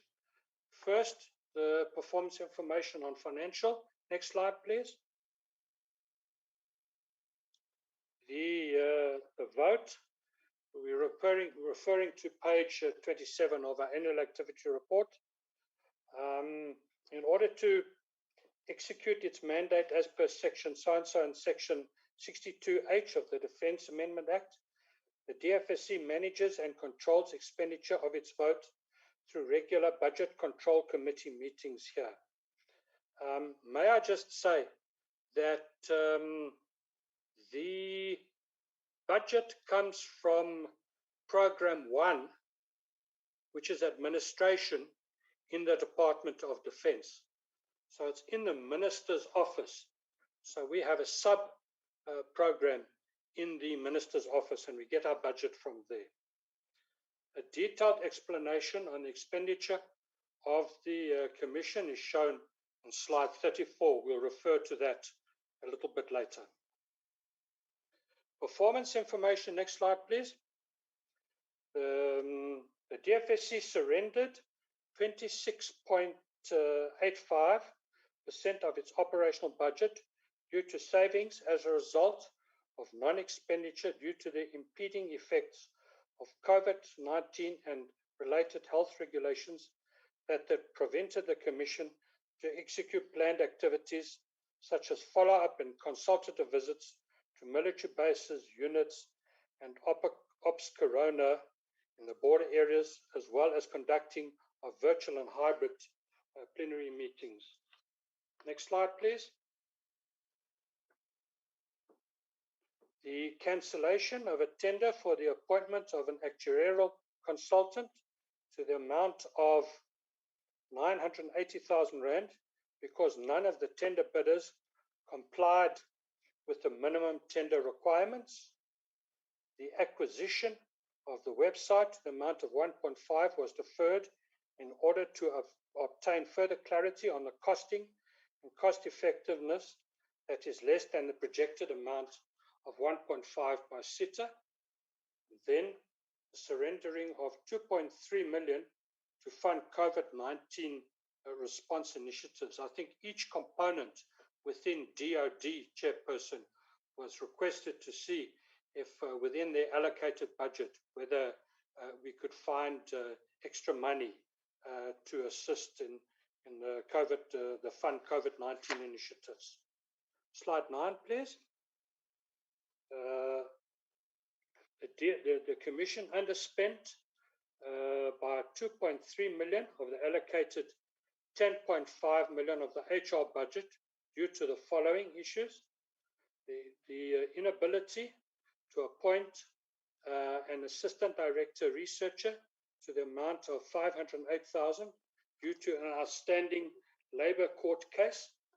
Although the Commission took a stance to finalise the issue, liaised with the State Attorney as well as with the Department of Defence Legal Division and proposed a counter-settlement offer, the finalisation of this matter is outside the control of the Commission.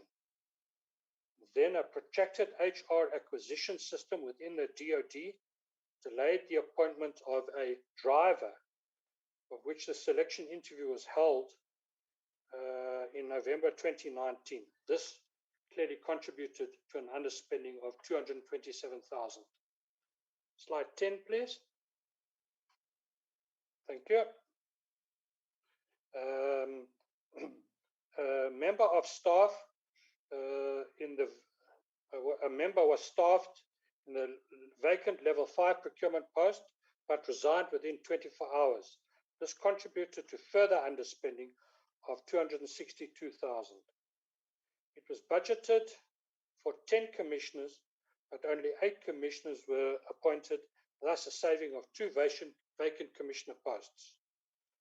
The non-payment of performance initiatives and the non-implementation of a 3-year multi-term public wage agreement. Then slide 11 on non-financial performance information. There's the Auditor General's report, page 31 of our annual activity report.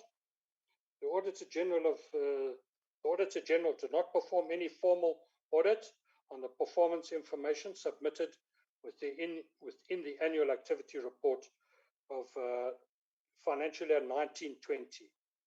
The Commission was made aware that the Auditor General performed audits on sample transactions within the Department of Defence. No audit findings were communicated to the Commission subsequent to any audits to the DOD. Slide 12, please. Continuing non-financial performance information. Outputs of the Commission. The Commission complied with its Level 1 strategic output as per its strategic intent as guided by the Defence Amendment Act, namely to submit within 2 months after the end of each financial year. You need to submit a report on its activities and findings to the Minister. The Commission submitted its annual activity report to the Minister on 27 May 2021. An electronic copy was also of this AR annual activity report was tabled to Parliament on 27 May as well. Page 13, continuation of non-financial performance information. The overview of the performance information of the Commission. The activities of the Commission are reflected from page 72 in the annual activity report. We have highlighted a couple of issues for brevity's sake in the PowerPoint presentation. The Commission took part in 104 activities and engagements during the financial year under consideration, and in order to achieve its objectives as per the strategic intent of the Commission. This included 2 virtual meetings with parliamentary committees, one with the Joint Standing Committee on 4 June 2020 and the other with the Portfolio Committee on Defence and Military Veterans on 22 October 2020. Next slide, please. Again, continuing non-financial performance information. The Commission was invited to attend 3 briefings by strategic stakeholders, Department of Public Works, Department of Defence and the Surgeon General to parliamentary committees. The Commission was invited to attend 2 workshops hosted by the parliamentary committees. One was between the Portfolio Committee on Defence and Military Veterans and the Department of Defence, and the second one was a combined workshop between the Joint Standing Committee and the Portfolio Committee. It was at this meeting, I think it was early in February, if I'm not mistaken, we spelled out our 10 strategic objectives for the financial year 21-22. Can I continue on page 15, please? Thank you. Our strategic output, the second strategic output as per the Defence Amendment Act, stating that the Commission must, on an annual basis, make recommendations to the Minister on improvement of salaries and service benefits of SANDF members. The Commission complied by tabling a recommendation on COLA to the Office of the Minister at the end of March 2021. The Minister, by the way, did acknowledge receiving this in May 2021. She acknowledged receipt of that. Slide 16, non-financial performance indication continued. Again, the status, if you look, we've referred to page 42 of the hard copy of the annual activity report.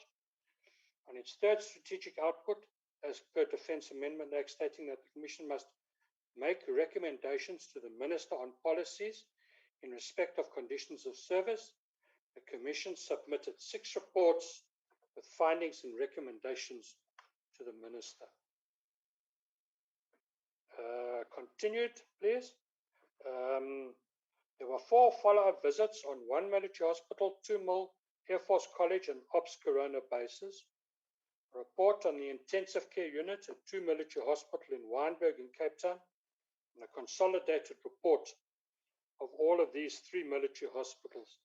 Just for the committee to be aware of, we submitted all of these reports to the Minister and they were formally acknowledged. I think in Admiral Kubu's presentation, he did make reference to these reports, but they fall outside ultimately the scope of the presentation because this ends at 31 March 2021. Next slide, please.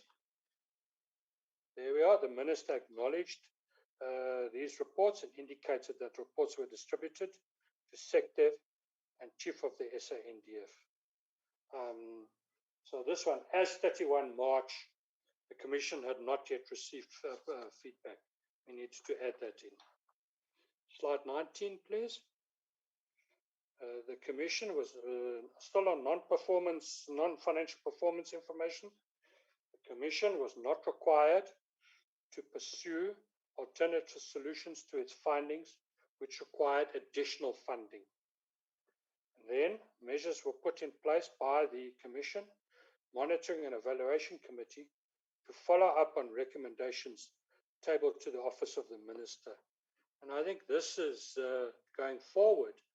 This is something that we will brief the committee on from time to time, because it's arising out of this from the introduction of the M&E committee within the Commission, that the interactions between the Chief for HR and other components has materialized.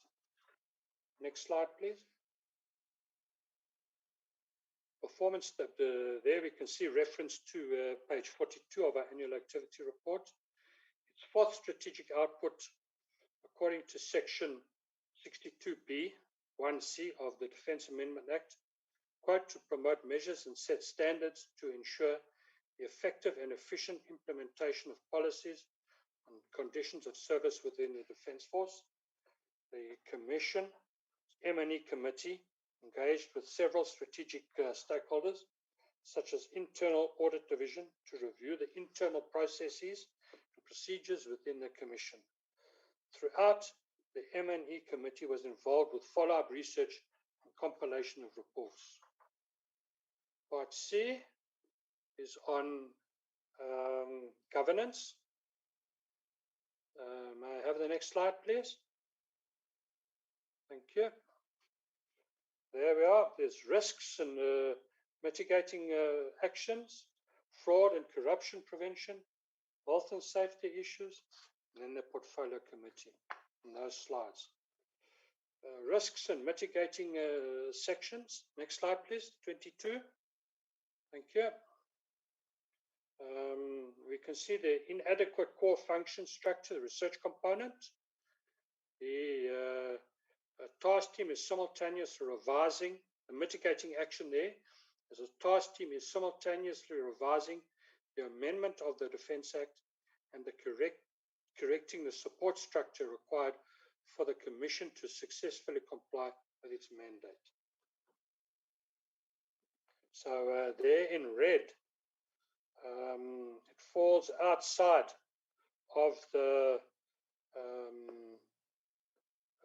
deadline of 31 March, but we just thought we'd bring it in there during a meeting between ourselves and the Minister. A commitment was received from the Minister and the Chief of HR that they would, and the Office of the Chief Finance Officer, to support and assist the Commission in this regard. Then the risk, cost containment measures by National Treasury on the expansion and upgrading of the DFSC Secretariat structure, continuous upcall of reserve force members for administrative, logistical and driver duties, and then we've identified administrative gaps and functions within the Secretariat were mitigated by the double hatting principle. Then continued with Part C on governance, risk. The Commission's Ethics Committee was not established as envisaged during March 2020. The mitigating action there, members of the Commission attended a virtual training session by the Ethics Institute of South Africa to introduce the Commission to valuable ethics and corporate governance principles. Then members, sorry, can I have slide 23 on, please? Thank you. And then employees of the Commission conform to the Code of Conduct for Public Service Act personnel and Reserve Force members, conform to the Soldier of Africa Code of Conduct for uniform members of the SANDF. Slide 24, please. Thank you. Again, on governance, the Commission is making use of the National Treasury prescribed template provided to the DoD to compile its risk register. This template makes provision for the utilization of a color code risk identification. The information within the Commission's risk register is also populated in the Department of Defense's risk register. Slide 25, please. Thank you. Governance again, fraud and prevention. There were no incidents of fraud or corruption registered or investigated. All procurement processes and procedures are executed according to DoD procurement policies and instructions that are aligned with the National Treasury policies and regulations. The next slide on health and safety issues, please. Thank you. The health-related hazards, risks, and dangers are reported to the appointed health officer within the with SAM's headquarters, where the Commission is located. The Commission complied with all COVID-19 regulations in terms of hand sanitizers, gloves, social distances, and masks, which were supplied to the employers by the Department of Defense. Employees were working on a rotational basis. In fact, they still are working on a rotational basis. The building and offices are decontaminated bi-weekly by military health. And 3 commissioners and 4 members of the Secretariat were diagnosed with COVID-19. Page 27, please. Thank you. Again, on governance, the Commission appeared before the Joint Standing Committee in June to reflect on its responses emanating from questions tabled by the Joint Standing Committee during a previous appearance in March 2020. The Commission presented its annual activity report for 19 financial year 2019-2020 to the Portfolio Committee on 22 October 2020. Then, Human Resource Management, slide 28, please. Thank you. We have a fairly small component, fairly small number of people there. The status of HR in the DFSC, which is slide 29, we'll go to it now. HR priorities for the year under review, which is slide 30.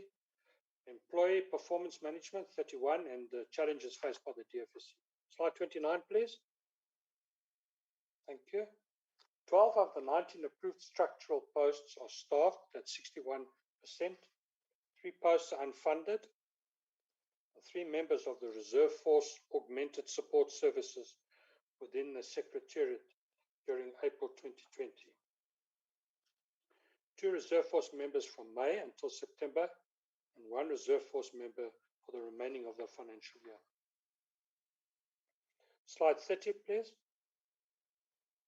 Procurement clerk was appointed in October and resigned within 24 hours.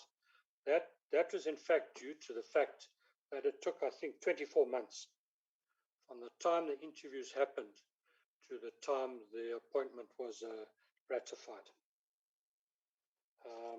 The Commission is awaiting the appointment of another driver. Then on slide 31, please.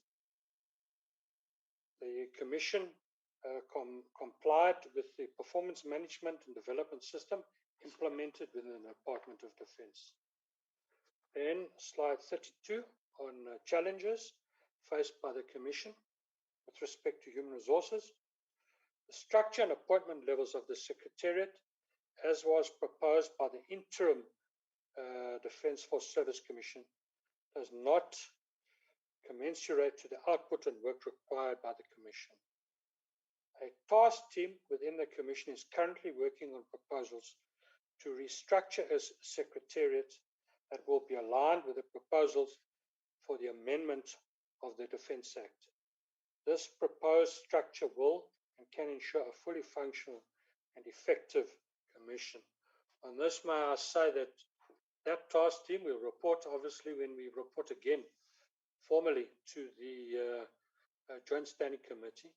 That task team has completed, I think, phase 1 of its work, and they're trying to look at within the allocated budget that we have, looking at reworking the structure so that we can improve, so we can get some of the levels at a higher grade and appoint better qualified people. Can I go on to slide 33, please? There's the financial information. The 8 subsections: program expenditure, overview of financial results, environments, and also I'm not going to go through that. Slide 34, please. There's our budget. In total, it's the vote was 17,262,000. There it's broken down. The cost of employees is 10 million, 10.5 million. And the rest is split, as one can see there. On the right, we can see we've spent 76 up until 31 March 2021, 76.92%. Next slide, please. Thank you. Total expenditure, as I've indicated, 76.92. Total expenditure on HR budget was 77.81. We surrendered 2.3 million to COVID-19 response initiatives during Q1. We surrendered 4.6 million during Q4. The reasons were indicated in slides 6, 7, and 8 right at the beginning.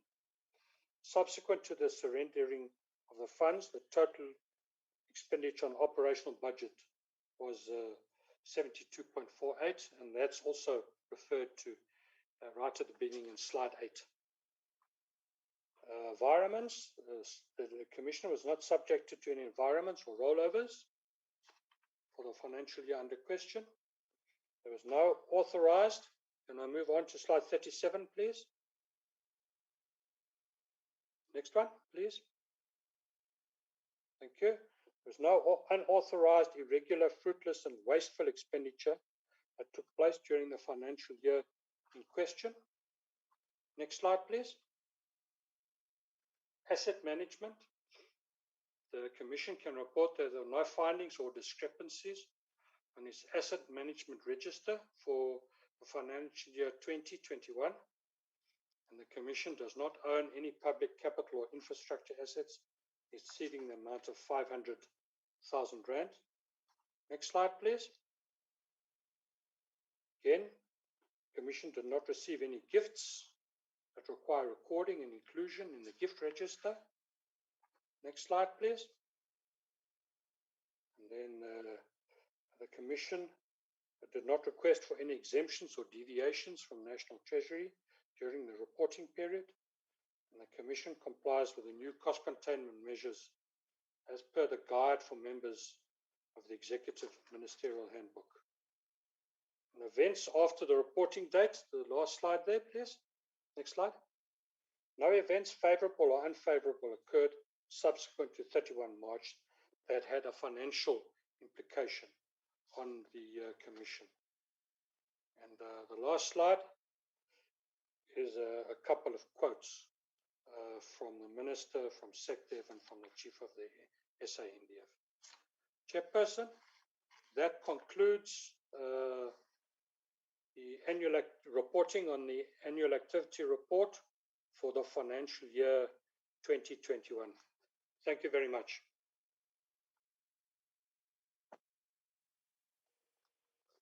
Thank you very much for the presentation. I'm equally experiencing some load shedding. If I get kicked out because the network, I hope I'm audible. Yes, you are. All right. No, thank you very much, Chair. Yeah. I will now invite honorable members to interact with the presentation. I see the hand of Honorable Murray. Chairperson, thank you very much. Much appreciated. Thank you, Mr. Robinson, for your presentation. It's always good if one sees that there's no unauthorized or expenditures, no wasteful expenditures, no qualified audits. So that's always a good thing. And we thank you for that. I mean, you know the challenges of the Defence Force, and I think what we are facing in the in our economic situation that we experience. If you want to sell online, from your perspective, and I know that you are acting in the interest of staff members, personnel, the individuals, the human capital, the warm bodies. But you are very much aware of the challenges that the Defence Force are facing from a budget perspective. And I think you are aware of, what the criteria is in terms of how a sustainable Defence Force must look in terms of how much being spent on HR, how much on operations, how much on equipment, maintenance, acquisitions, etc. Have you considered the challenges with regards to the high percentage of cost of employees of the total budget? And if so, have you considered and made recommendations on how this challenge can be addressed? There's always a short-term, medium-term, and a long-term component in that. But I'm just interested whether you, as the Commission, has considered this seriously, and whether there were some interactions from your side to the Department of Defence in terms of recommendations or advice or whatever the case may be. Thank you very much, Chair.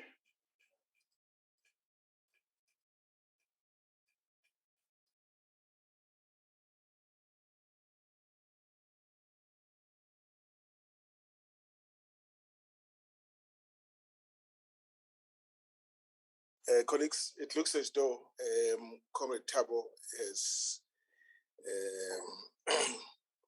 is no longer in the meeting. The system has kicked him out. I'm trying to look on the board just to see who else has raised It's only your own hand, Chairperson. Oh, I see your yes. own hand is up. Exactly. Right? No, thank you so much. Let me also thank Mr. Robertson and the team for a job well done.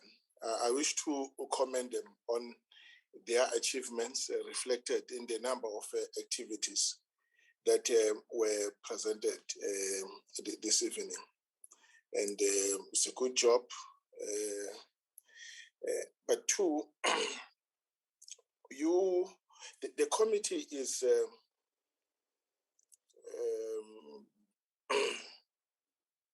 has called for the report on the investigation conducted on one military hospital. We will be receiving a presentation on it soon. The committee has decided to visit the hospital again. This time, as a follow-up to the visit we paid to the hospital, was it in November, December last year? But this time, after having gone through after having received a briefing on the outcomes or the findings of the investigations. I understand that you also prepared and submitted a report on the military hospital to the minister. Would you be so kind to share that report with us so that we also get a sense of what your findings are, your recommendations, and your take of just generally your take on the situation pertaining the military hospital. If you could do that, would appreciate it. And then the third point, this before you made your presentation, we had a presentation from Admiral Kupu on the implementation of the DFSC recommendations. Coincidentally, you also have a team. You call it evaluation and monitoring team. You are appointed to monitor progress on the implementation of policies on conditions of service and so on and so forth. I'm sure I'm not asking too much if we ask you to comment, but not today, in writing on the presentation that was done this evening, so that we check for ourselves if we are making progress. We are an institution. We are an institution created to provide a service, and there was a need for it. And so we spend money on you. So now when you make recommendations, as an oversight committee, it's incumbent on us to see if the department is taking your recommendations seriously, because that goes to value for money. But this evening, I saw that indeed they've maybe it's because we wanted them to report on it that they went back to you just to get all the recommendations, and so that when they come here, you don't speak out of turns. And maybe they did that, yeah, but I'm sad that, but I regret that they only did it just about it was just about a month or two that they did it. I regret that, and I wish they would be proactive and not wait until we call for information ourselves. And so that was my only concern, that if we had not invited them to come and brief us on the status of the implementation of the recommendations from the DFSC, and they would not have, gone back to see how update, to see how recent their response to your recommendation is. But maybe they did, but let's hope next time they will not wait until they are called. There will be a structured feedback on the implementation of your recommendations. It is in that context, Mr. Robinson, that we said there must be a website, where you post this thing, so that the people you service, the soldiers, they go on the system, look what has been recommended, what has been accepted, and what has not been accepted, and what is still under consideration, so that we don't create panic on their part, or we don't create anxiety, or we don't create a sense that we have a body, but that body is not doing anything, and they should see that indeed the body is looking into these matters. It has made recommendations, the department has responded, and so on and so forth. So I'm happy with what you have achieved so far, and but you have also reported that there was 1.5 million rand set aside for the development of the website, but for some reason that project was deferred, and because you are still in consultation with SITA.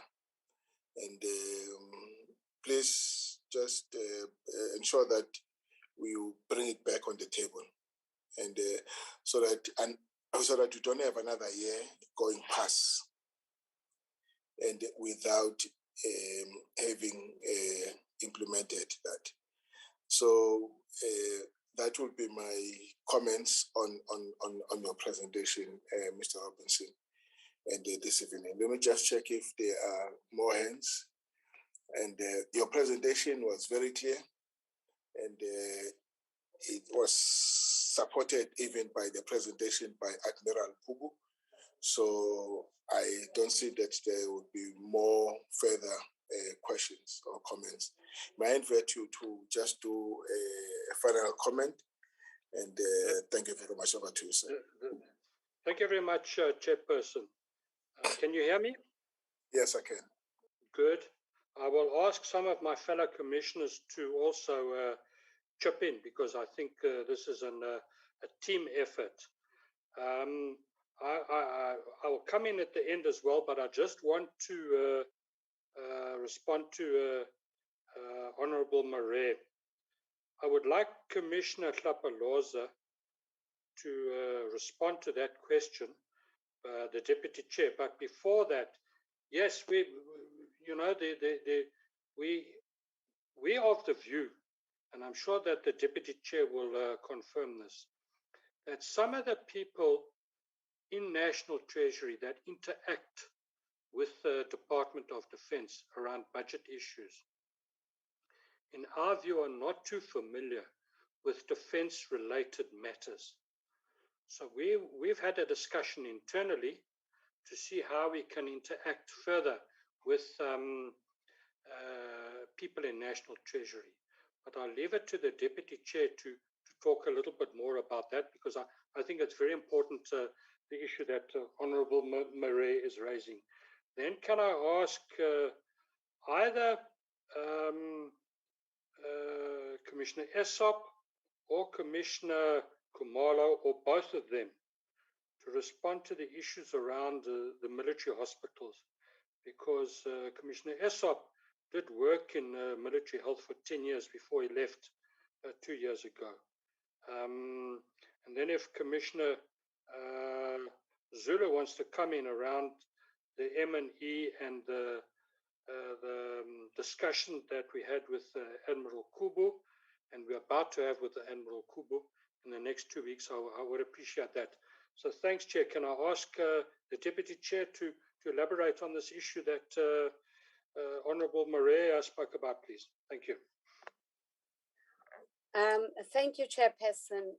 Indeed, the issue and the challenges that defense faces insofar as it relates to finances and the relationship thereof with personnel, we are as concerned as everyone is with the current situation and the extent to which it affects the operations. And in the way that we do our work as a commission, we are also aware and in touch of how that has even affected not just the morale of the members, but also the ability for them to carry out some of the things for instance, issues like maintenance of vehicles and so on and so forth. So this is a matter that we have been seized with as a commission. And as you will know, as a commission, with everything that we recommend, we work and rely on research. So we had a joint session and more than one sitting with the Reserve Force Council, whereby we sat together and brainstormed the different ways in which the issue and the current impasse could be explored. If I am correct, I am aware that General Mukwabe, retired, was invited to this sitting at some point, whereby he made a presentation on some of those thoughts. But as the two entities, part of what we were working on just before we got hit with, or by COVID rather, were different alternatives that could be explored, whereby, you know, we were looking at a whole lot of different, we have not finished the research because it involves beyond just working within defense. It involves involving, in some instances, the parastatals, in other instances, the private sector, in other instances, also involving and engaging with the different departments and the existing different policies of government that could provide some relief and some opportunities, as well as looking into the different policies that exist within government and how not just relations, but how we could foster pathways that can help relieve some of that. But unfortunately, that kind of work has not been concluded to the point where it can be presented with the different streams and how it can alleviate the current impasse, because a lot of it involved a lot of engagement with people, and in some of the sittings, as you will know, there would have been discomfort with engagements that would be done virtually. It required physical meetings. So it is a matter that we remain seized with and remain concerned with. And the chair is also correct that, in fact, I think 4 years ago, the commission did form part of a team that went to speak to Treasury, directly related to our concern and wanting to explore different ways in which Treasury could look at how we do work. But I think we also internally needed to still work on ways and means that would help in terms of how do we also demonstrate within the defense stable that what, you know, as we request and explore ways externally, what things are we demonstrating internally by way of efficiencies and streamlining processes and systems and a whole lot of things that at the moment they are still not cooked yet. But I just wanted to, you know, share that, yes, it is something we are definitely applying our minds on. We are not about to give up on it, because we believe that, you know, the progression and the achievement of the desired future defense force that we all seek to have and aspire to have depends on the effective, successful and effective way in which we will deliver and enable the appropriate ratios that any defense force that is effective and efficient and lives up to its mandate should conform to. So I will leave it at that, Chairperson, in that regard. And I would imagine that with it, in good time, the Commission will be able to process our outcomes and recommendations according to the channels that are available to us. Thank you. Chairperson, Chair, with can your I ask indulgence, Commissioner Esop? Chairperson, with your indulgence, that was quite impressive, and I think it seems like they have applied their mind to a large extent. Would it be possible at a rather sooner than later date to provide us with that information, especially as we go into main budget period and as we have discussions with National Treasury as well? It will certainly be empowering information to us as an oversight committee as well. It will be much appreciated. Thank you very much, Chairman. Thank you very much, Mr. Murray. Would you comment on that, Mr. Robinson, on the piece that... Thank you, Chairperson. Yes, I think it's important we'll put together a document for yourselves. I think it's important that we share with you some of our ideas. Okay. But whilst I'm on the floor, may I just ask Commissioner Esop, who's the medical doctor, to talk a little bit about the military hospitals. I think there was some issue around that. Yes. Commissioner Esop, please. Okay. Are you able to hear me? Yes, very well. Okay, it's load shedding here, so I'm just going to off my video. Okay, so it doesn't look like load shedding. You are in an aircraft. Okay. Yeah. So within the Defense Force and the arms of service, as you know, you've got the Army, the Air Force, the Navy, and SAMS. There is system issues and process issues which cut across all four divisions, and then that leads to secondary cost implications. So some of the issues lie across all four arms of service, and I know it was mentioned on a very high level. A lot of the issues were mentioned on a very high level, but then if we take it down on an operational level, for example, procurement,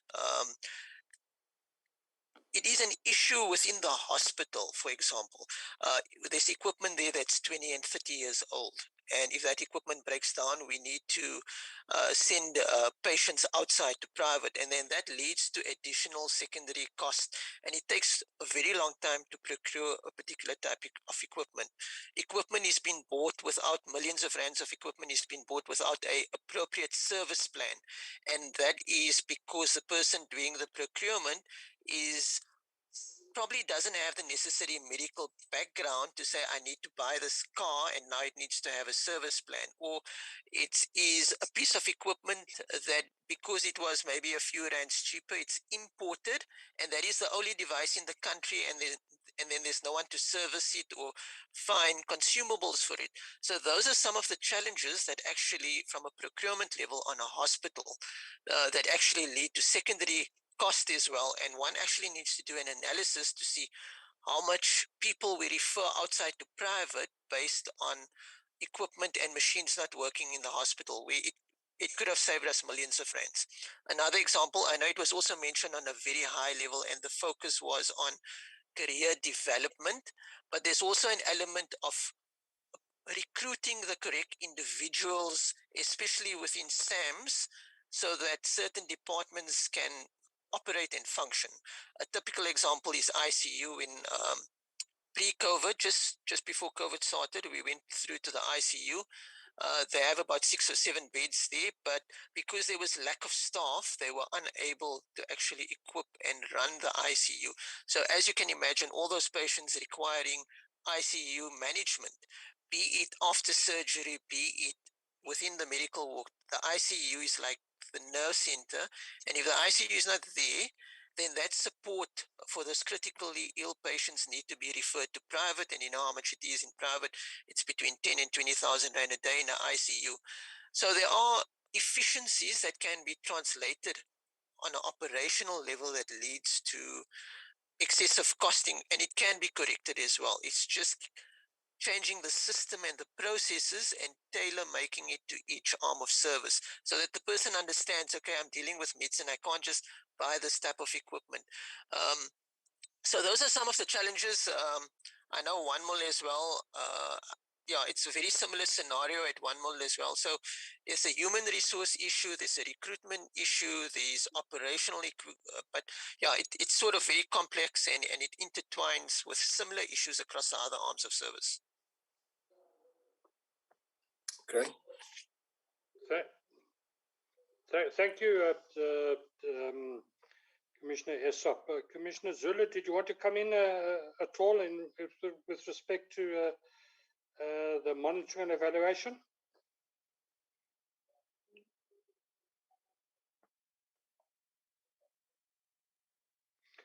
No, he's off, but Chair, may I also come in? Chair, okay. Yes, please come in. Please come in. Thank you. Thank you, Commissioner Mabilane. Chair, I think maybe it's worth mentioning to the committee members that at least this week, gratefully so, we managed to meet with the minister this week, Monday already. And we know that the minister has given a way forward in terms of having a retreat with the commission and all our, our counterpart partners. And also maybe, Chair, to mention that as an M&E, remember, Chair, I think last month we met with the internal audit division in the department, where we requested them to include the DFSC in their audit plan for next year. Oh, okay. And I think, Chair, this is where we're going to air all our frustrations in relation to this, procrastinated procurement processes, your recruitment processes, because we still have a challenge. One example, members, is that we were planning to have a strategy session as a commission. Up to today, we were unable to do so because of these delays and processes that are in place, but they are hindering the commission, to conduct and perform some of our work. So, Chair, I just wanted to maybe also bring that to the attention of the committee. Thank you. Well, thank you very much. Thanks, Chairperson.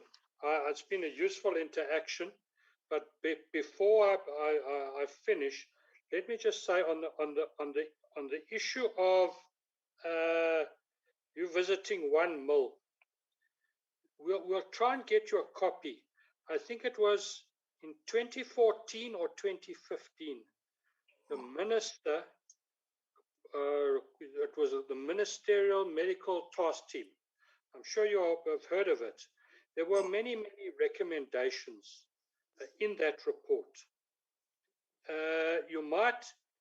We can talk outside of the meeting, we can provide you with a copy, but you might find when you go to One Mil that some of the people you interact with have never even seen a copy of that report. And you might find that we'll be repeating, we're reinventing the wheel if we go through there and ask about this and that. So it would be very worth your while scrutinizing that report before you visit One Mil, because it's really pertinent. I mean, I think that's the last thing I wanted to say. That's it. Thank you, Chairperson. Okay. Thank you very much, Commissioner Robinson. Thank you, commissioners, all of you. It was a wonderful meeting. Colleagues, thank you. We're now at thank you and good night. End of our meeting, and all good night. Thank you so much.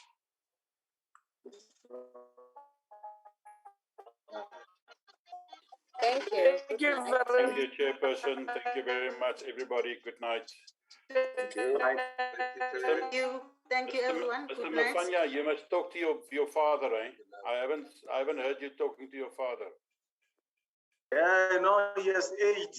We forget even whether it's daytime or in the morning or whatever. Guys. Age, but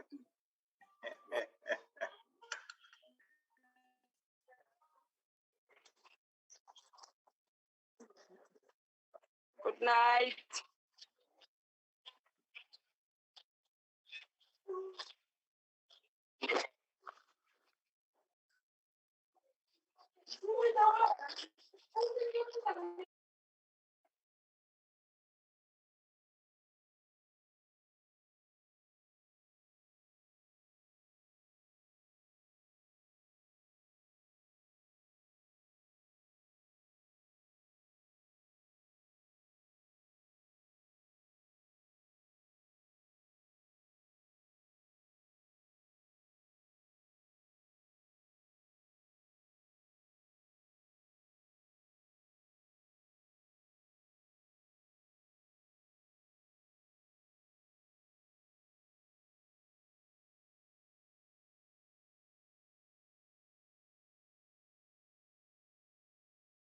Record.